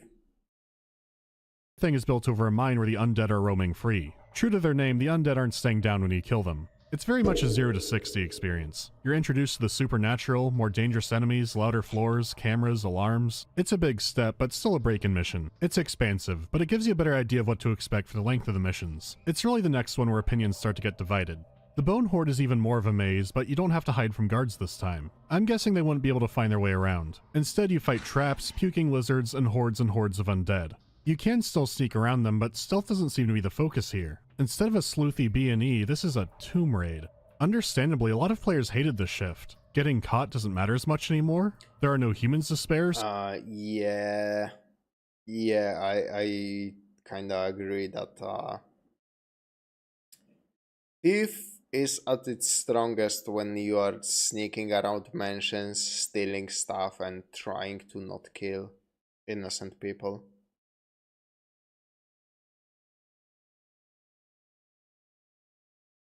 So everything is free to be killed? Based on the expectations set by the missions before, there's some fair critique out there. My take is that this tomb raid is fucking sick. This is one of my favorite video game dungeons. Sure, you could go full paladin and start smiting the undead like they're on sale, but you don't have to. You can use your agility to dodge past the enemies, use rope arrows, lead them into traps. I've always found it odd to see people describe it as a combat-centric level when it's really not, and that's a choice. I mean, they're zombies. They're dumb, they're slow. If you don't want to deal with them old brains, just walk around them. The Brap Lizards aren't exactly scientists either. I've always seen the Bone Horde as a movement and navigation test. Nearly all the major treasures are about avoiding traps, mastering your jumping and climbing, or both at the same time. It's a good case of wax on, wax off for some later levels, though it is abrupt for Mission 3. It is a sprawling tomb, and even the prison had a I'm still gonna like uphold my opinion that it serves its function in teaching you the game or whatever, but Thief still works way better when you are actually sneaking around human guards and whatnot. Layout once you get inside of it. Starting to get the hang of guards then being thrown into this definitely offsets some people. But I've always found it fun, even if it wasn't what I was expecting. That said, the golden bone treasure that got added in could have been implemented a lot better, but I'll talk about Thief Gold in a moment. Typically, most people who hate the Bone Horde are really happy with the next mission. This one has you tailing some guards through the city, and if you've played some other stealth games, you might think it's a time waster. But no, you break into an even more elaborate manner than the first mission. There are tons of options and secret passages for getting around. Then you have to escape back out of the city. So following the guards there meant you were learning the layout, and it wasn't for no reason. It is so good. In the base game, my favorite mission is right after this. But the game I and most people will be playing is Thief Gold. It changes some things around in some existing levels, but most importantly, it adds 3 more. So instead of an awesome level, which I won't be talking about until spoilers, we get the Thieves Guild. So how does that go? Well, the map starts promising with a restaurant that then goes into a sewer and... oh god. How big is this map? Oh, Jesus Christ. The Thieves Guild is huge, and it's a maze. It starts promising with a restaurant and hidden underground casino, but then it becomes a sewer, and mostly stays a sewer. When you're not walking... Gotta love them sewer levels. Every game had to have them back in the day, man. through actual shit, the basements aren't very detailed and just ugly. The thing is, there are still cool parts about the Thieves Guild. When you are out of the sewers, you have 2 unique houses to break into. As the title says, it's against a new faction, a gang of thieves. They know who Garrett is, and if they see you there, they cry out and can't believe you're actually doing what you're doing. It adds context into who Garrett is and has some good ideas, but there's... okay, where do I start? Okay, I'll be generous. I don't think that the Thieves Guild should be wiped off the face of the earth. The first issue is the pacing of where it is in the game. The Bone Horde was a curveball, but this is a much worse one for different reasons. The mission before it, Assassins, is a great heist map. It's very open, and there are a lot of options for entering the building. Even the Bone Horde was in a tomb, but it didn't feel too restricting. Compare that to the Thieves' Gutter, which is very much so. You need to do pump Sudoku to open doors and other back and forth garbage. So much looks the same. I could eyeball some landmarks before, but this was the first time I really had to use my compass and map in tandem. And if you do that, the sewer navigation is more tolerable, but still annoying. So if the map is such a convoluted maze, why not move it farther into the game? Because you can't for story reasons. This is the last of the roughly standalone missions before the story kicks off. In the base game, you later had to find 4 special objects, and 2 of them were in 2 maps. Gold Edition added 2 more maps, so each object would have its own unique mission. It didn't break the narrative, it just added some more into it. The new Mage Towers mission has you conquer some elementally themed obstacle courses. Where the other levels tried to have grounded backstories, this one seems the most like a video game. I got the distinct feeling that the Dark Engine couldn't really comprehend moving platforms, which makes me question some later decisions even more, but the many aren't in this game yet. Do not let fear control your path, Garrett. Or maybe they are. The final mission they added has crab people, and an opera theater. That's the best of the gold maps, so I won't say more on it. These later two maps are big, but they fit in with the overall pace. The Thieves Guild has to be Mission 5, so how could it be fixed up? Well, if the sewer was an option and there was a heavily guarded overworld, that might make it more appealing, but the map is already so dense. Who was the sewer fetishist who worked for 20 years to insist every game had them? I think it's as simple as it's a really easy aesthetic to put get down. Like it's really easy to implement. The layout of the sewers is always just straight roads, so you don't have to fuck around with that. It's just an easy solution to we don't have enough content in our game. What can we put in to fill out the space? A sewer level. And then there you have it. It's just it was just a really easy way to bloat your fucking game to justify the price point. That maybe they were at their limit. The sewer areas could have been more distinct, and there are a few that stand out. A criminal underground city could be cool if it was more distinct. Finally, some of the back and forth could be cut down. That's why this thief thing really... To be fair, sewers are a great place to have giant pipe of stuff, which is super easy to make. It's a tube. It's like a water slide, except not at all. Full of potential, often unused. Yeah, exactly. In the case of this game, it's kind of puzzling because it came in the special edition, like expanded later. But maybe it was that they added those later missions, and then they said, oh, if we say we are adding 2 new missions or 3 new missions, it's gonna sound kinda weak. How about we make it 4? And then they had to make it the level, and they just went, fuck it, make it a sewer. Because it's unnecessary. I've been the shit far too long as is. If I remember right, in Civi's Petty Thief series, he said for the Thieves Guild to be destroyed completely. I can understand that, especially coming from a man who is just plagued by sewers. But if you're new to Thief, you can save at the beginning and then just use a cheat code to skip the level. Try it again after you beat the game, because you might find more to it after playing some of those later missions. The first time through, I hated this mission, but on replay, I think that goes to Mage Towers instead. The trials are fine the first time through, but it is exceptionally linear. Which is a shame because the Keep in the Center is a lot of fun, but you have to do so much to get to that part. Great! Before I get into spoilers, I want to talk about how the game tells its story. Ironically, you're mainly kept in the dark about what's going on in the larger world. Garrett faces off against city guards, other criminals, and a religious organization called the Order of the Hammer. The thing is, none of these groups are pure evil or anything. You get the sense that everyone is just trying to get by. How's it going? Garrett's not out for vengeance or anything. So I decided to go after that horn Felix talked about. Not like I had a whole lot of choice, really. The rent is due. My landlord's even tougher than the Hammers. That's so fucking real. The most real protagonist and the most real motivation in all of gaming, man. I just wanna pay my fucking rent. Crawling through haunted tombs because he's trying to make rent. That's relatable. However, there's still a great focus on the Hammers. They worship a mythical figure called the Builder, and his imagery is everywhere. They're a technocracy, all about moving forward, constructing, and inventing. They also have a strong sense of keeping order. Build up the city, hammer down dissent. This makes them perfect ideological rivals. It's not personal, but almost all they do makes Garrett's job harder. Water arrows can't put out their electric lights. Their wonders of metal and tile flooring are way louder to walk on. They actively imprison Garrett's fences and contacts and other troublemakers. Hammers make, Garrett take. The best part is that they don't tell all this through an in-game encyclopedia or something. It's all conveyed through dealing with them by playing the game. The level design and some environmental storytelling is great. Like, here's an example. And I don't even know if it's intentional. At this point in the game, you've probably seen an ornate bedroom. Fancy head and footboard, lots of treasures in the room, and it's away from main guard quarters. Deep in a Hammerite facility, you get the same sense that you're where the elite hang out. The stonework is becoming ornate, the Hammer iconography is showing up more. It's getting bougie. Then you find a hammer bedroom and bam, we don't sleep. This pew is a meter from the wall just staring at a hammer. This instantly conveys so much about the Hammerites and how they are. You don't have a wall of fluff about how strict the regime is, you just have this. It all happens by simply playing the game, and you learn more about the hammers and other missions this way too. Sometimes things are spelled out, but you can put together a lot on your own organically. Every single mission begins with a hammer-themed cutscene, but it doesn't say what the hammers are, instead you read their scripture.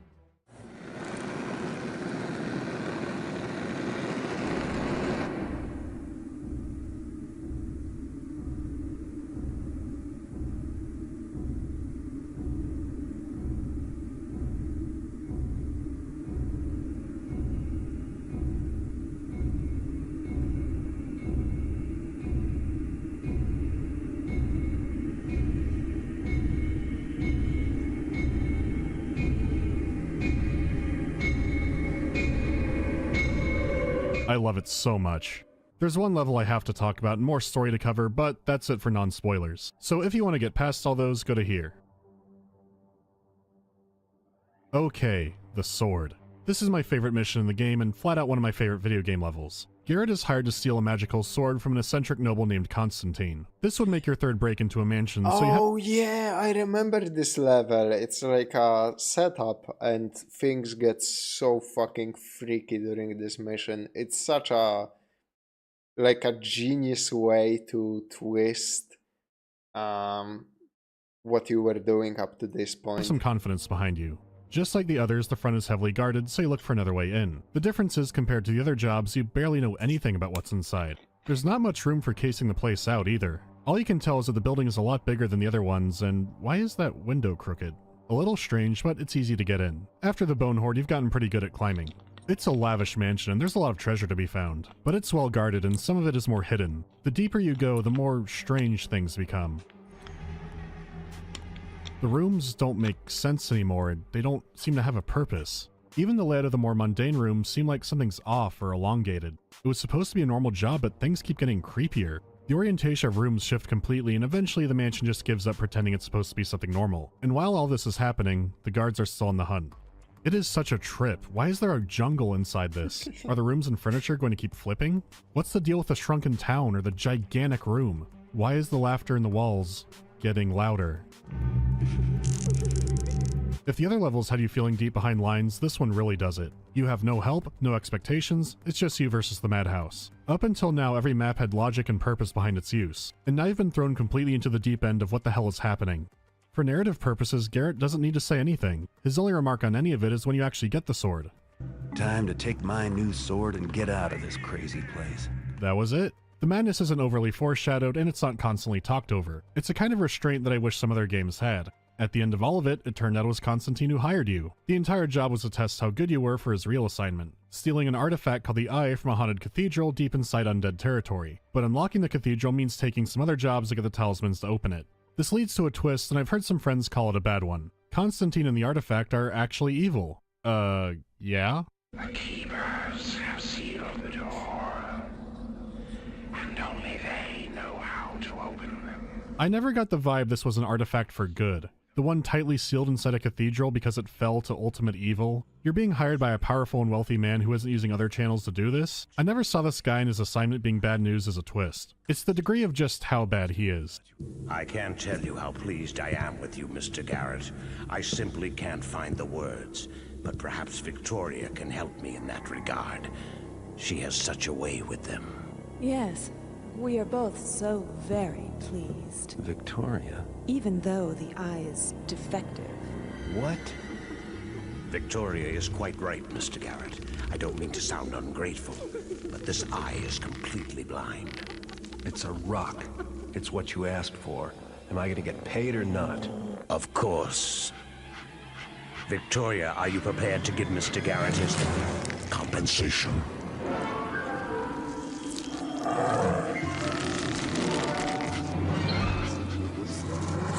To the woodsy lord, and offer up your flesh eye so that his eye of stone may see.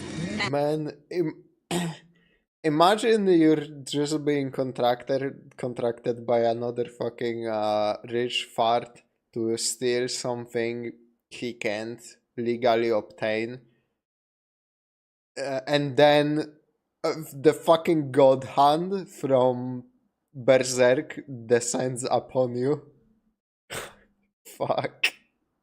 And fool. Bids ye then the spruces to singer him in antlers, and the woodsy lord binders them fleshes to stone. Did you think those ancient phrases were mere words, man fool? Look at me. I am the Woodsy Lord, the trickster of legend. Did you think those ancient... Jesus. Another day on the job, not too different from being an accountant, really.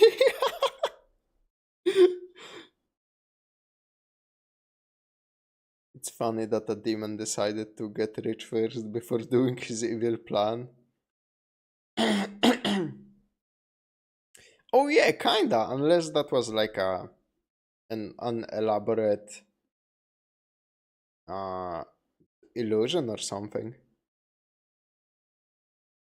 phrases were mere words. The scriptures before the missions were worth paying attention to, and the levels had some hints as well. The nemesis of the hammers were pagans and forest spirits, all of which were led by the Woodsy Lord who they believe the builder drove off, which means some of that artwork had more to it as well. The mansion and the sword now lines up too. You're not dealing with another weird 1%er, he's a pagan god. Garrett has just found out that Satan is real and he's helped his plan somehow. He doesn't quip or swear revenge for getting his eye taken, he does this, cowering in pure horror. This shit is nuts. It's such a real reaction. What's also cool is you have no idea what his plan is unless you explore around in a level. His ultimate plan is to wipe out human civilization and snuff out all light. Once my dark project is realized, they shall know again to fear and love their lord. Not only is the writing stellar, but there's a lot of irony here too.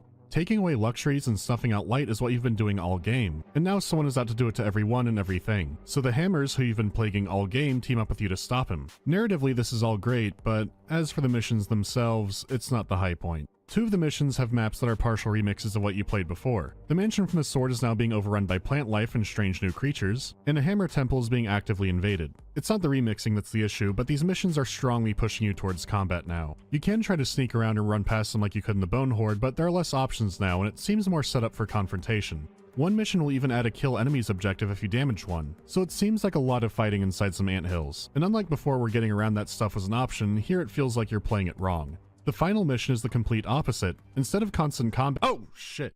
Jesus Christ. Here you can blow past everything. It's still an anthill, but this time you have a ton of room to move around and it's very linear. It is neat running around in a chaos realm and there are some standout moments, but it feels like wasted potential. I don't get the sense of it being an ultimate test of skill or anything. It's way too simple for that. The final boss is doing a sneaky item switcheroo. Once again, this is a piece of cake, but you know, I feel kind of thankful. There could have been a terrible stiff boss fight. This is at least appropriate for the game, and frankly I'll take a quiet ending over a painful one any day. The world is saved. The hammers give Garrett a shiny new eye for his troubles, and that's it until Thief 2. So, final thoughts. Thief has its stumbles, some things are stiff and awkward, and even after years of community fixes, things can bug out sometimes. It's no less cheesable than any stealth game now. Even when things are working, the later levels do have some confusing direction behind them. But all that is expected because this is the first of its kind. You didn't have a first-person stealth game like this. The series went on, but there weren't many imitators. There were a lot of other immersive sim games, but they focused more on becoming more powerful rather than staying vulnerable. Tons of stealth games came out, but most went to third person. Thief is still an amazing game all these years later, and when you're done with the campaign, there are loads of fan missions to play. Because of its age, it stays cheap, and it'll be even cheaper for the next while. A lot cheaper. The on-screen link or pinned comment will make it 86% off. The entire trilogy is on sale for 90% off. There was some good negotiating. So in that vein, I'm not done yet. Come back next time for Thief 2. It'd be fun to go through the whole trilogy, maybe the Dark mod. It'll happen eventually. Hopefully before Gloomwood.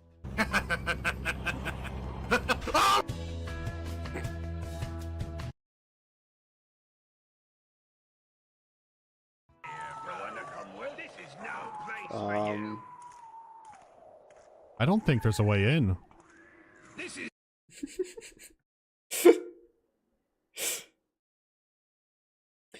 They assumed that the defensive T-pose, this one is gonna be a hard one, Garrett. And yeah, most what I had to say about the game I said already at the beginning. I am considering giving it another shot.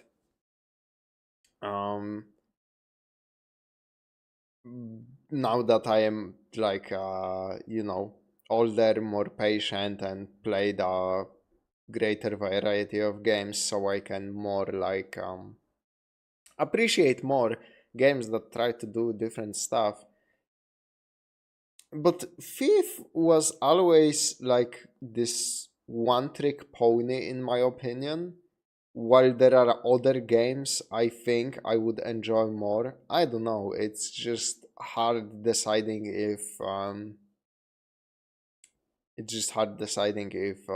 going to this, going to like FIFA 1, 2, and 3 is better use of my time rather than, you know, checking out another cool indie that came out or something like that.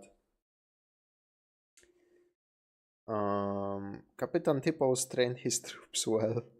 Gloomwood is still early access at the moment. I'm pretty sure what is there is good so far. It's just far too short for my taste. I think I saw like a video about Gloomwood when it first released, and it looked really looked really solid, but you know, early access, so you can't really tell how the final product is gonna be. Although there are some like exceptional early access games out there. I mean, fucking Ultra Kill is in early access right now. So and it's right now worth your money and excellent. So and yeah. That's pretty much it for Fifth the Dark Project. I will react to the rest of Mandalore's stuff about Fifth, definitely. But for now, we are moving on.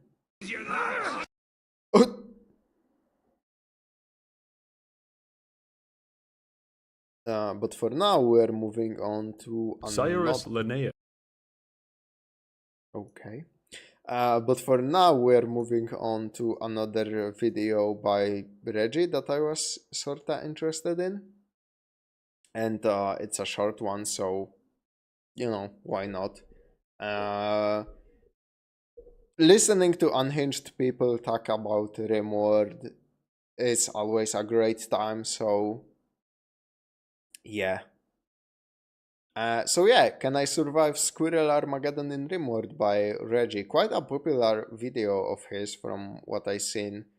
And the one that I had as my initially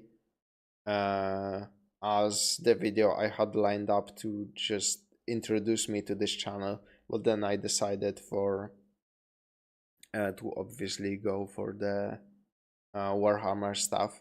But we made it back here. I wanna check this out. And yeah, Rimworld is an amazing game. Quite unlike anything out there. Like there are similar sorta simulator slash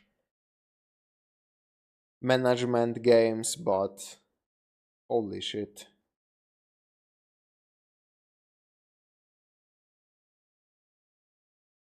So yeah, let's get in there and see.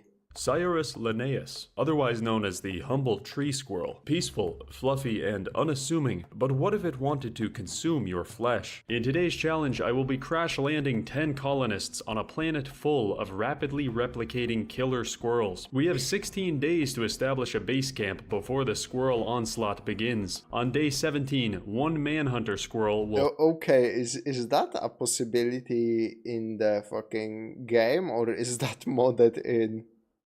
Can you actually just have a squirrel Armageddon in Rimworld? spawn and attack us. The amount of squirrels that spawns doubles every day according to this graph. This may not seem threatening, but if you've passed grade 6 math, you'll know it won't take long before we're being assaulted by hundreds of squirrels every day. Our goal is to survive 28 days of Squirrel Armageddon and establish ourselves as the dominant life form on the planet. But before we can begin this challenge, I have an exciting announcement to make. For the first time in the 5-year history of this channel, we finally have an actual sponsor. And it's real this time, not like last year when I pretended to be sponsored by a sex toy company. This video is officially sponsored by— Holy shit, Reggie like really worked a long time to get his channel noticed. Jesus Christ, I didn't realize. By Raid Shadow Legends. It's the sounds modded for sure. It is a possibility now. It used to be modded in. He's probably using a modded version, but that kind of thing is now in the base game. That's really cool, actually. Only an hour or so before Journeyman Project. I'm gonna be honest. I don't think I'm gonna be reacting to Journeyman Project today.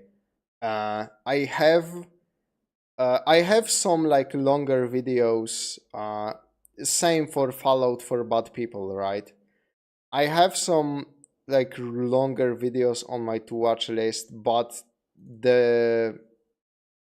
my throat situation sadly makes it really hard to stream for longer like I used to, for like 4, 5, 6 hours. So I now watch shorter videos and like end the stream earlier. At some point I'm gonna go to a hospital and a specialist to get it checked out and presumably get some medication, or either they're gonna do something about it.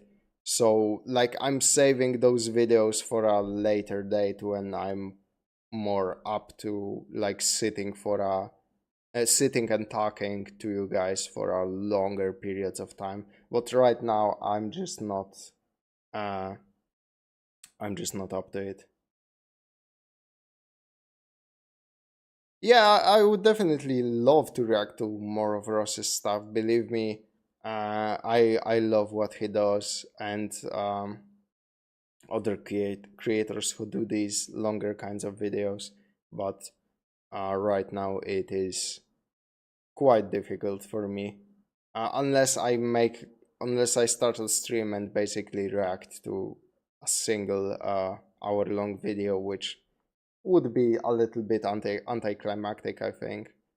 Or maybe record it as a separate video at some point. I could do just that and upload it, but for now it's just gonna stay on the back burner. But I will definitely get back to it. RPG PvP gaming experience of your Okay, I see that Raid Shadow Legends is a staple on this channel. lifetime. Available now on iOS and Android with millions of players, actually very good graphics, and constant updates. Raid is the answer to every question you've ever asked. My favorite champion? It could be Tishada. I mean, just look at those stats. Or even Madame Saris. She can support me any day. But if I'm being honest, it's Broadma, because it's attainable for a guy like me. I just want to get all lost up in them folds, boy, I tell you what. Sorry, what? I just want to say I love the character development of Reggie, going from admiring, you know, the curvy ladies to just admitting that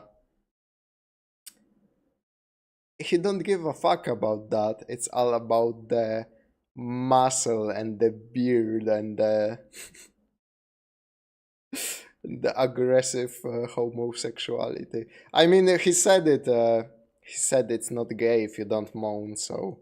Oh, Raid! As you can tell, love is in the air this month, and new players can participate in Raid's Valentine's-themed Love Quest. Just download Raid from the links below and head to the address on screen to enter your player ID and begin your personal love quest. Play the Valentine's-themed minigames for a chance to win virtual and real prizes such as Raid Champions and even Amazon gift cards up to $1,000. Additionally, everyone can use promo code SaintValentine23 to receive a Valentine's Day gift straight from me to you. Create your own unique playstyle with over 600 champions and millions of ways to customize your team. Battle countless bosses, expand your roster, and assert your masculinity by coupling your phone's power supply to your pacemaker, thus ensuring you'll always be able to play Raid Shadow Legends or else you're already dead. Click my link in the description below or scan my QR code to download Raid and receive $30 of in-game items, including 200,000 silver and free epic champion Chonaru. Thank you Raid for sponsoring this video. Now let's begin. I've decided that if I'm going to commit genocide, I can at least enlist the help of some You can see the game struggling to run. Holy shit. experts. So I picked my 10 starting colonists randomly from the comments section on my most recent video. With such a diverse and intimidating team, I felt as though we might actually have a chance at this. We crash landed on this alien world, 10 men against an entire planet of squirrels. Collectively, we are the can that is to be crushed. However, with a little ingenuity, we just might be able to survive. I began by surveying the area to identify the most defensible position. It was a mixture of mountainous terrain and rainforest vegetation. Not ideal, but it has potential. We have only 16 days until the Squirrel Scouts will discover us, and not long after that begins total Squirrel Armageddon, so we need to move fast. Luckily, we landed in a fairly safe position, so we'll just make our base here. We don't actually have enough time to develop a fully functional colony, but we can operate as a primitive hunter-gatherer tribe that has specialized entirely into guerrilla warfare. You see, my plan is to transform this entire map into a functional squirrel-killing death trap. My hope is that by constructing a series of elaborate devices and pitfalls, we can reduce the squirrel numbers to manageable levels before we ever have to engage them in direct combat. Naturally, this is going to take a lot of resources, and so began the great deforestation of day one. We will repurpose every last blade of grass on this godforsaken planet as a weapon against our enemies. Oh, and I know you might be thinking, Reggie, just build a door. Squirrels can't open doors. That's correct, but much like wearing a strap-on to a bukkake party, it's just not in the spirit of the challenge. And so our rule Why did he fucking say those words?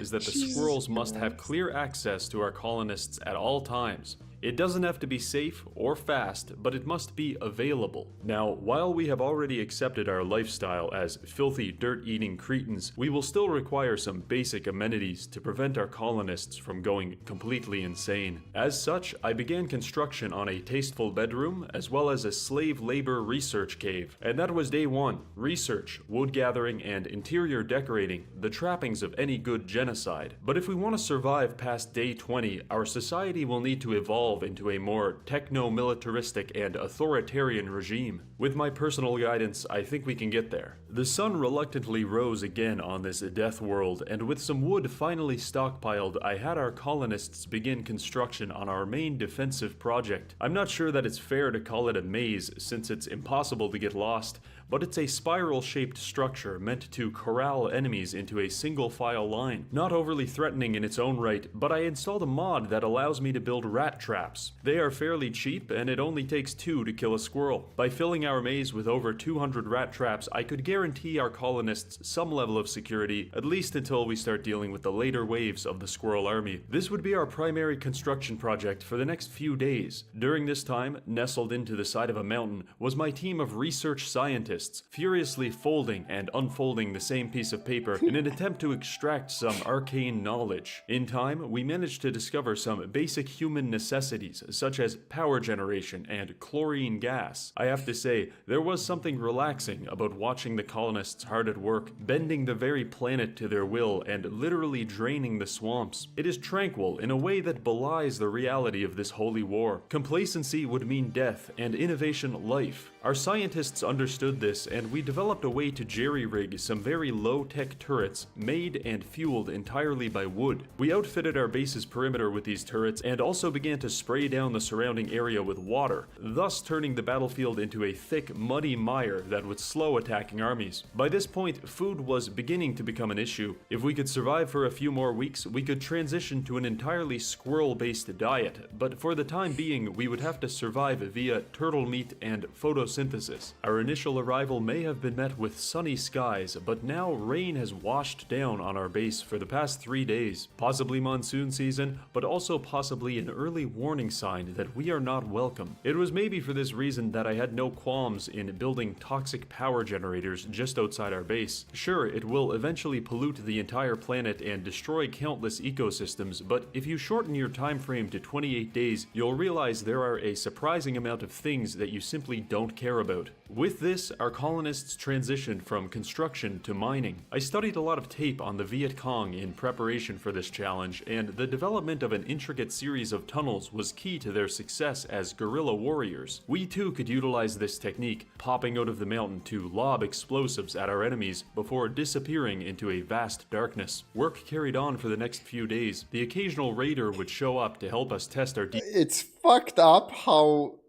actually that makes sense. How studying fucking tapes of Viet Cong would actually help you build a more structurally sound fucking base in the Rimworld. It's such an unhinged game. I love defenses, it. and our colonists began to grow unhinged from their daily 2-hour horseshoe games in 40-degree weather. But as they say, life goes on. With the discovery of weapon manufacturing and artillery, our society is beginning to take form as an idiot savant of sorts. Basic sanitation and plumbing mystifies us entirely, but building a fertilizer IED is a relatively uneventful affair, and so we began to add additional layers of redundancy to our defenses. What's that? You passed the rat trap maze? Amazing! So I'm assuming like I think your units don't activate your traps, right? In Rimworld. I don't remember. Let's celebrate with a bouquet of Mark II grenades.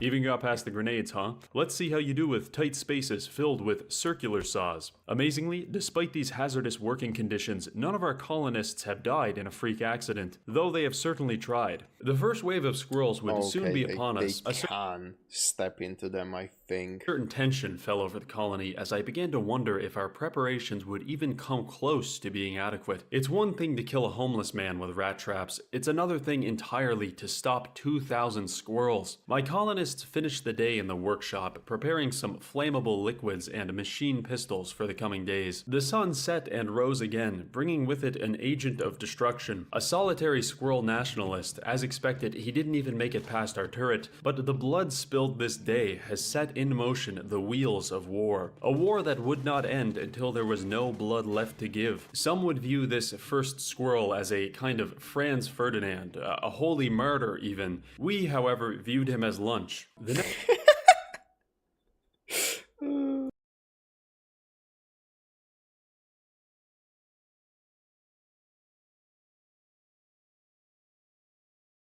next few squirrel attacks progressed without much trouble. Our colonists are awful at shooting, however their guns were designed in complete darkness by a person suffering from extreme heat stroke, so I think we're just lucky to be alive. All in all, the days were flying by, and we even managed to acquire some reinforced barrels from a traveling merchant. This would allow us to construct a small mortar battery in the back portion of our base, which would be essential to our late game defense. Day 21 was when the squirrel threat really began to register. Of the 16 attacking squirrels, several managed to make their way to our gun line, and they nearly killed Squire. For our safety, we now need to rely more and more on our extensive infrastructure of traps. This was a stressful revelation. The world was closing in on us now, and our colonists were nestled into their awkwardly designed fortress, mass-producing rat traps and fine-tuning the defenses of what might be their final stand. By noon of day 22, our next batch of enemies arrived. 32 squirrels, each one entirely intent on destroying our micronation and feasting on our flesh. I had the colonists work through this attack because it was too dangerous to directly participate. The squirrels quickly overwhelmed our turrets, but the maze made short work of them. For now, the maze would be our guardian, but our ability to replenish it was rapidly diminishing relative to their ability to destroy it.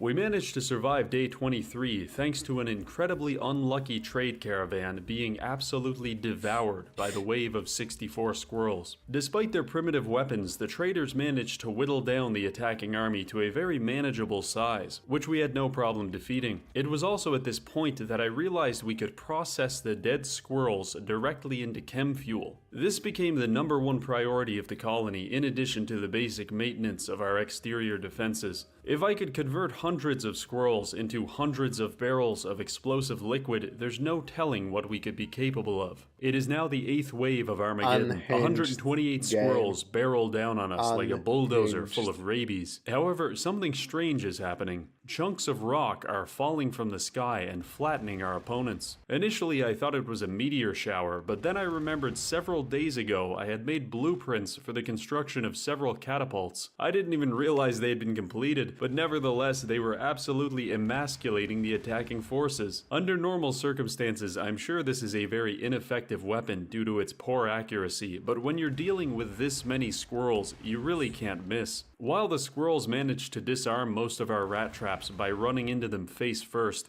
we now have a new and effective weapon. Our priority now is the construction of as many catapults as humanly possible. We now have only a few days standing between us and total victory, but our base is certainly looking a little worse for wear. Aside from the attrition inflicted on our defenses, our base is covered in the rotting bodies of hundreds of squirrels. And honestly, it's starting to freak some of us out a little bit. It's not clear if the squirrels adopted this Red Army style of warfare for these psychological advantages, but regardless, it's working. Panic attacks, murderous rage, and all forms of mental disorder are becoming increasingly prevalent among our colonists. Luckily, there is a one-size-fits-all medicine for these problems. A complex series of gang initiations to return you to your senses. It was at this point I realized we are no longer growing as a colony. Rather, our development has likely peaked around day 20, and every day after that, the squirrels have been rapidly eroding our progress. Our society is in a sort of tailspin, but so is the squirrel population. The question is, which will hit zero first? Wave after wave hit our base. 256 became 512, which eventually became 1024, the second last wave of the entire challenge. Hundreds of kamikaze squirrels have left our catalog of traps dangerously thin, and I felt as though our chances of survival were low. It is now time to initiate scorched earth tactics. Just prior to the arrival of the next wave, I had King and Squire shuffle their way through the sea of corpses to the front of the base, where they lit fire to the surrounding vegetation. This would hopefully spread outward, ravaging our enemies on approach. It may also spread inward. Yeah, you have a base built out of wood. I don't think that's a great fucking idea. You could probably write a good horror novel about crash landing on the planet of 3 piranhas.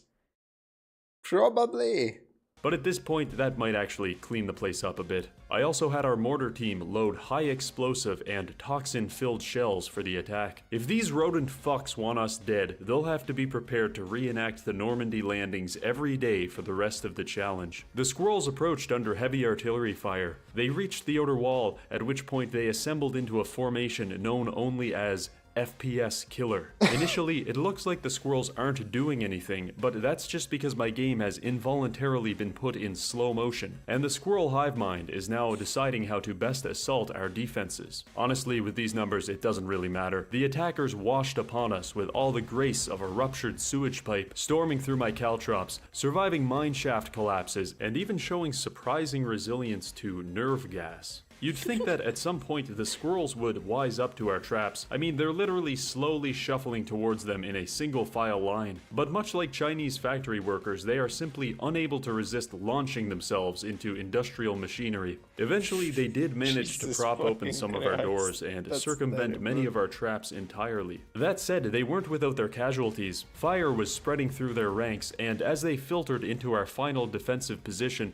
we engaged them in a razor-thin fight to the death. Fearing this might be the end, I had the remaining colonists ingest a highly potent combat drug known as luciferum. It would kill us eventually, but then again, so would the squirrels, and so we decided not to go quietly into that sweet night. For every inch of ground gained, they lost dozens to IEDs, arrow turrets, and withering gunfire. And after 21 consecutive hours of fighting, 1,024 squirrels lay defeated in various stages of our fortress. This moment is bitter. 1 billion dead. Decisive Chinese squirrel victory. It would be like one of those Wikipedia pages for great battles.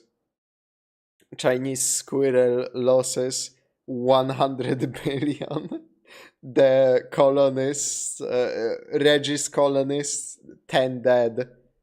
Result, decisive victory for the squirrels. Sweet. We survived, but our base is entirely demolished from a combination of explosions, fire, and collateral damage. Furthermore, we've used up most of our fuel and all of our munitions, and our colonists are going absolutely fucking nuts. With 3 hours left until the next wave, reality is pounding on our door, and it's time to answer. We simply won't be able to survive these next 2,000 squirrels, but we might be able to kill them. For you, my final subscribers, the best fate I can offer is a Viking funeral. We collected the remaining chem fuel from our stockpile and scattered it around this large wooden warehouse. We're going to let all the squirrels into this structure, and then we're going to lock the door. You see, the rules of this challenge state that I'm not allowed to prevent the squirrels from getting to us, but we didn't say anything about preventing them from getting away from us. Once the squirrels have entered the house, Sebi will spring out from his hiding place, closing the door and trapping 2,000 squirrels and 8 colonists in our final trap. Day 28, noon. The final wave is upon us. Survival is a thing of the past now. From here, we are concerned only with sending a message of human resilience and of hope for a better, squirrel-free world. For legal purposes, I am required to disclose that there is no subtext to what I am currently saying. I tried my best to create a funnel that discloses that there is no. I feel like this is an extremely complex dog whistle for real-life domestic terrorism, clearly disguised through a comedic Kenshi video that surely has no real-life equivalent at all to its name. It's fucking wild that people, like, I'm assuming this is a satirical comment, but there are people out there who genuinely, like, try to dig into fucking videos on YouTube of all things, like simple shitpost videos on YouTube, and try to dig up like dog whistle and like some fucked up allegories and stuff. It's a sad state to be in, but well, that's just a byproduct of today's society, I think. No subtext to what I am currently saying. I tried my best to create a funnel that would allow for maximum squirrel acquisition within our remaining moments of life. I had fashioned one last incendiary fertilizer trap and placed it in the center of the base. At this point, the 2,000 squirrels were marauding their way through our base, and eventually they started pouring into the warehouse. We gunned down all we could, but eventually the trap was triggered.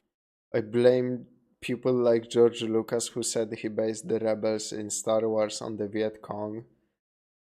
Yeah, and you know he probably meant a very superficial... he probably meant it like in a very superficial way. Just like an outside looking in without... He probably... Like, I don't know how much he knew about the Viet Cong. And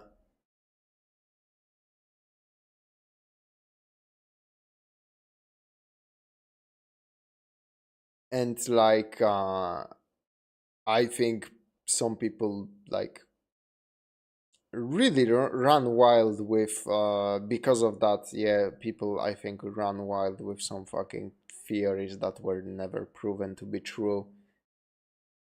Oh, why is my mic so low suddenly in the fucking... Streamlabs. Maybe I'm tripping balls. Twitter users should never leave their online asylum. Yeah, thank God. Thank God to Twitter for containing them, right? Imagine if those people, like if Twitter never existed and those people spilled all over the place. Holy shit, I love Twitter for keeping like literally insane individuals just to their like little cults who don't interact with anybody outside that fucking platform. Thank God. Igniting the inferno that would rage as a monument to the ferocity of these 10 brave men. The doors are locked, escape is impossible, and though the squirrels struck us down, I think we managed some sort of deranged moral victory through self-immolation. I'd like to observe a moment of silence for those lost today. And with that, our challenge is over. We may have lost the battle, but from what I've seen here, I think we can win the war. I hope you guys enjoyed the video. I think RimWorld has exceptional creative potential, and I've even hired some modders to help me bring my drug-induced visions to life. One big shout out to our channel members and patrons, and finally, thank you for watching. Actually, Lucas was really into the Viet Cong and filmmakers over in the Soviet Union who had semi-regular contact with. He definitely had hidden themes to his works, but not everyone is like Lucas. Holy shit, I didn't know that thing.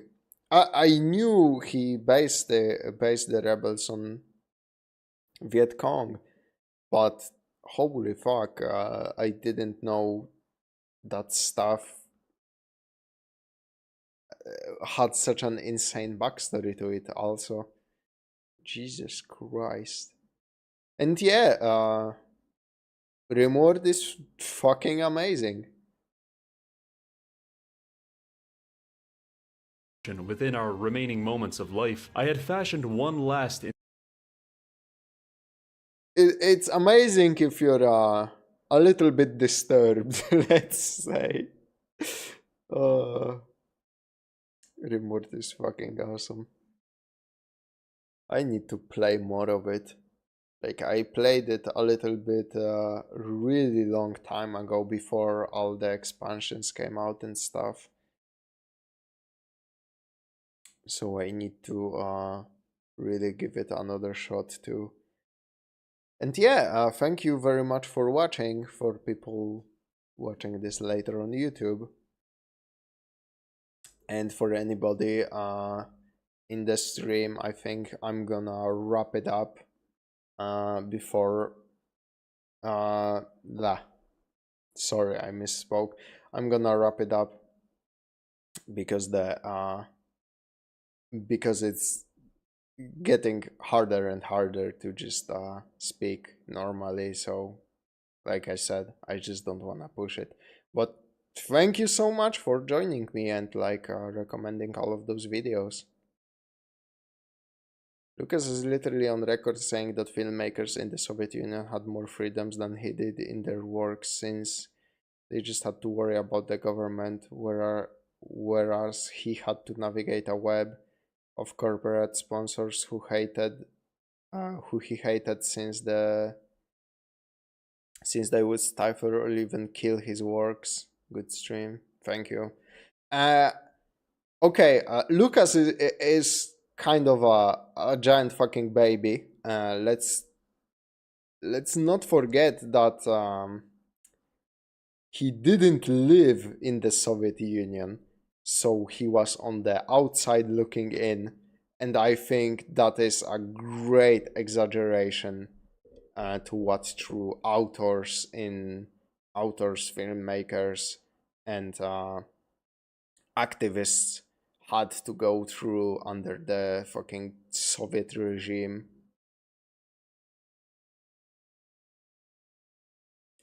Yeah, thank you very much for joining me. It was Reggie's videos are quickly like growing on me, and the man has such a humor to him. And I need to check out that fucking detective game. It looked really, really cool. And yeah, remember, if you have any suggestions as to what I should react next. I know Lich, you wanted me to react to Reggie's video about using elderly as weapons in Warhammer 3, I believe. I will add that to the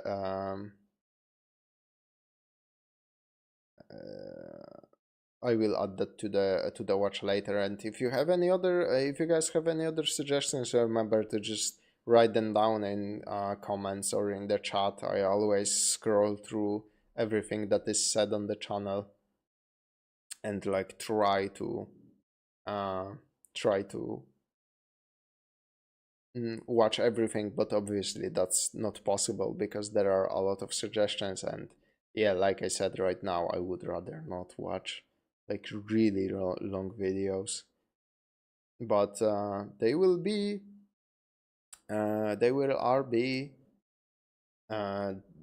placed in the watch later, and I will eventually get to them. Yeah, I'm always taking suggestions, so just, you know.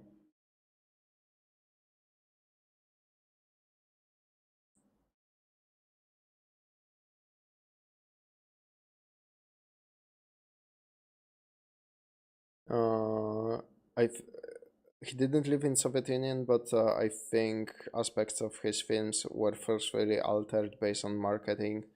Han was supposed to die in episode 6, for instance, but they thought that would hurt sales of his figure, so it was changed, for example. No, oh my god, the rapture is happening right now, what the fuck? No, I get, oh shit. No, I get what you mean. Don't get me wrong, there is censorship even today in media. You cannot say anything you want. You cannot say, you cannot present your ideas truthfully in certain regards, because the PR or the sales department will come in and say, look, we don't want to make a statement about this topic because it's icky and it might scare some people or unnerve them, and we want to sell the product. So fuck your integrity, fuck your vision. We want money. Obviously, censorship exists. It existed back then. It existed today, but the thing is, George Lucas would not go to the gulag if he would not fall out of the window.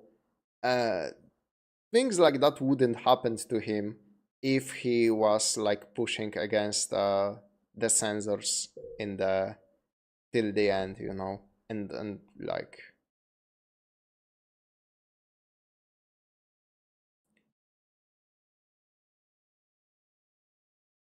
The gist is, though, he's one of the fewer filmmakers who do look into deeper themes. Yeah, that I'm not gonna argue with. That thing with the Viet Cong actually is runs surprisingly deep. I didn't know he actually had like contacts behind the Iron Curtain. That is very surprising.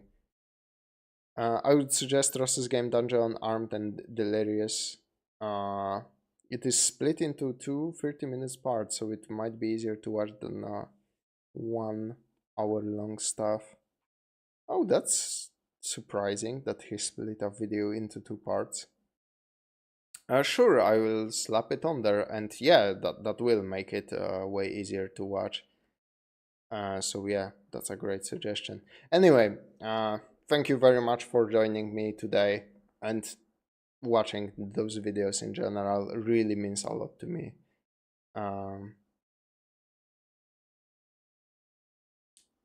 And yeah, thank you for watching, and hopefully we see each other again in the next one. So yeah, have a great day, everybody.